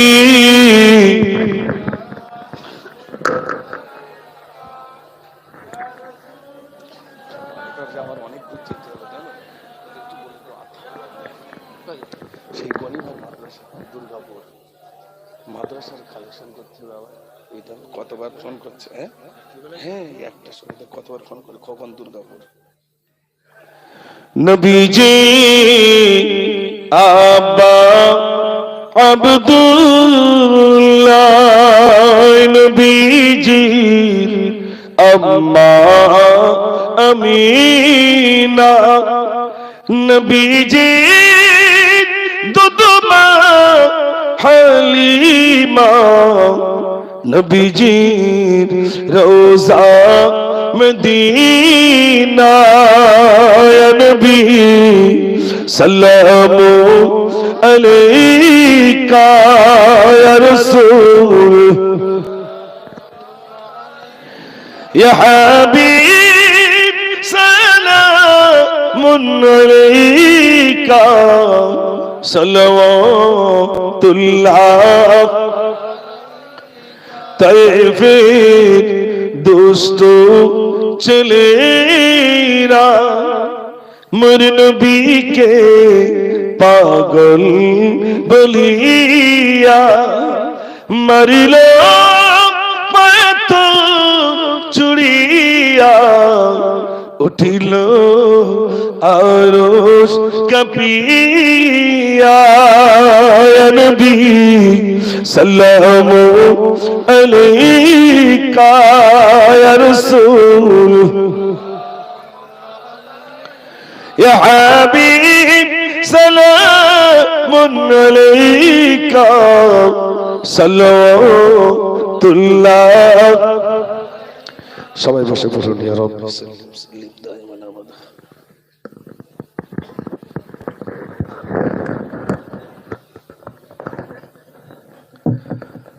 بلغ العلا بكماله كشف الدجى بجماله حسنت جميع خصاله صلوا عليه وآله اللهم صل على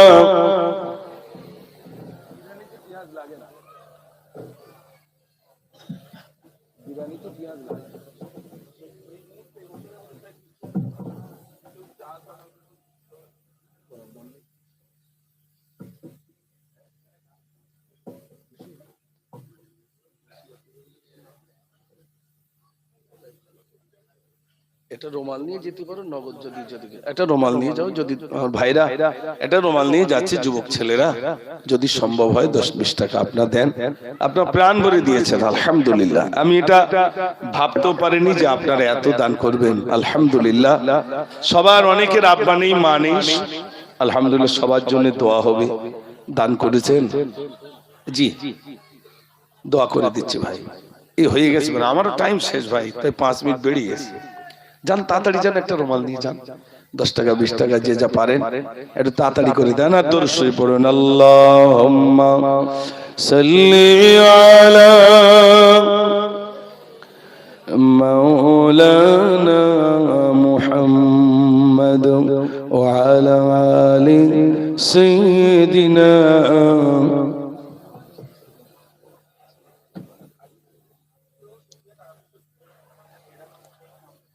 মায়েরা যেখানে আপনারা যদি পারেন, সম্ভব যদি হয় কিছু টাকা নগদ দিয়ে দেবেন, আল্লাহ যেন আপনাদের দান কবুল করেন। সবাই একটু তাড়াতাড়ি হাত চালান, তাড়াতাড়ি। সুপিয়া বলে যে বোনটা রয়েছে, তুমি তাড়াতাড়ি মায়েদের কাছ থেকে কিছু পয়সা তুলে নাও। হ্যাঁ ভাই তাড়াতাড়ি দেন, যে যা পারেন 10 টাকা 20 টাকা। যুবকদের এই প্রোগ্রামে আপনারা শরীক হন, আল্লাহ যেন আপনাদের দান কবুল করেন। একটু জিকির করেন লা ইলাহা ইল্লাল্লাহ, লা ইলাহা ইল্লাল্লাহ, লা ইলাহা ইল্লাল্লাহ মুহাম্মাদুর রাসূলুল্লাহ। दीन मिला ईमान मिला, पढ़ने के लिए कुरान मिला, जो कुछ देने का था सब कुछ दिलवा दिया कमली वाले ने। ला इलाहा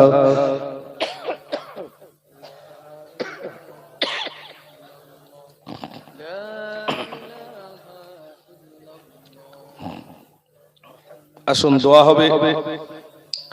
সবাই আমার সঙ্গে বলুন বিসমিল্লাহির রহমানির রহিম।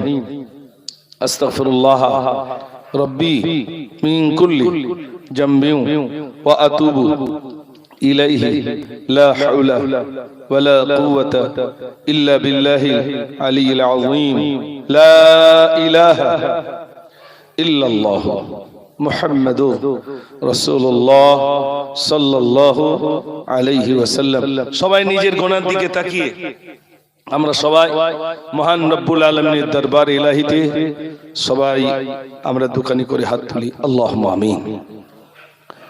ربنا ظلمنا أنفسنا وإن لم تغفر لنا وترحمنا لنكونن من الخاسرين رب اجعلني مقيم الصلاة ومن ذريتي ربنا وتقبل دعاء ربنا اغفر لي ولوالدي وللمؤمنين يوم يقوم الحساب রব্বুল আলামিন গভীর রাতে হাত তুলেছি আল্লাহ, আল্লাহ আমাদের জিন্দেগি ত্রুটিগুলো তুমি ক্ষমা করে দাও আল্লাহ। আল্লাহ যদি সওয়াব দিয়ে থাকো সর্বভাগ্যে সর্বোত্তম কাইনামদাতা তাজদারে মদিনা দুলহে মদিনা হাম্মদ মুজতবা মুহাম্মাদুর রাসূলুল্লাহ সাল্লাল্লাহু আলাইহি ওয়াসাল্লামের পাক সবটুকু পৌঁছে দাও। হুজুরের আলা আওলাদ হযরত হাসান, হযরত হুসাইন, হযরত ফাতিমা রাদিয়াল্লাহু তাআলা হুজুরদের পাক সবটুকু পৌঁছে দাও। আদম নবী থেকে নিয়ে পর্যন্ত যত নবীন, সিদ্দিকিন, শুহাদা, সালিহিন, আইম্মায়ে মুজতাহিদিন, মুতাকাদ্দিমিন, মুতাআখিরিন, বুজুরগানে দ্বীন সকলের সবটুকু পৌঁছে দাও। খাস করে বগদাদ শরীফ, আজমির শরীফ, কটিয়ার জমিনে, মানিকতলার জমিনে, হাড়ার জমিনে, এমন করে ফুরফুরার জমিনে যত হুজুর শুয়েছেন আল্লাহ সকলের সবটুকু পৌঁছে দাও। আল্লাহ বশিরের জমিন আল্লামাহিন আল্লামা রুহুল আমিন রাহমাতুল্লাহ আলাইহি হুজুরের সবটুকু পৌঁছে দাও। আল্লাহ আমাদের বাপ মা, দাদা দাদি, নানা নানি, চাচা চাচি, মেয়ে মুরব্বি যা কত হয়ে গেছেন সকলের সবটুকু পৌঁছে দাও। সকলের কবরগুলো জান্নাতের টুকরা বানিয়ে দাও। আল্লাহ এখানে তোমার বান্দাদের কাছে, বান্দীদের কাছে কিছু চেয়েছি, তোমার বান্দা বান্দীরা প্রাণ ভরে দান করেছে আল্লাহ। আল্লাহ এর দান তুমি কবুল করে নাও। আমাদের থেকে যা চলে গেছেন আল্লাহ যাররা পরিমাণ ঈমান নিয়ে আল্লাহ এই সব তাদের বখশিশ করো, তাদের কবরগুলোকে বেহেশতের বাগিচা বানিয়ে দাও। আল্লাহ অনুষ্ঠান কাল কিয়ামতের দিনে আল্লাহ তুমি নাজাতের জরিয়া বানিয়ে দিও। কবুল করো, কবুল করো মনের বাসনা, খানায় কাবা না দেখি মরণ দিও না। ربنا تقبل دعانا ببركة النبي صلى الله عليه وسلم سبحان ربك رب العزة عما يصفون وسلام على المرسلين والحمد لله رب العالمين بحق لا إله إلا الله محمد رسول الله صلى الله عليه وسلم. السلام عليكم.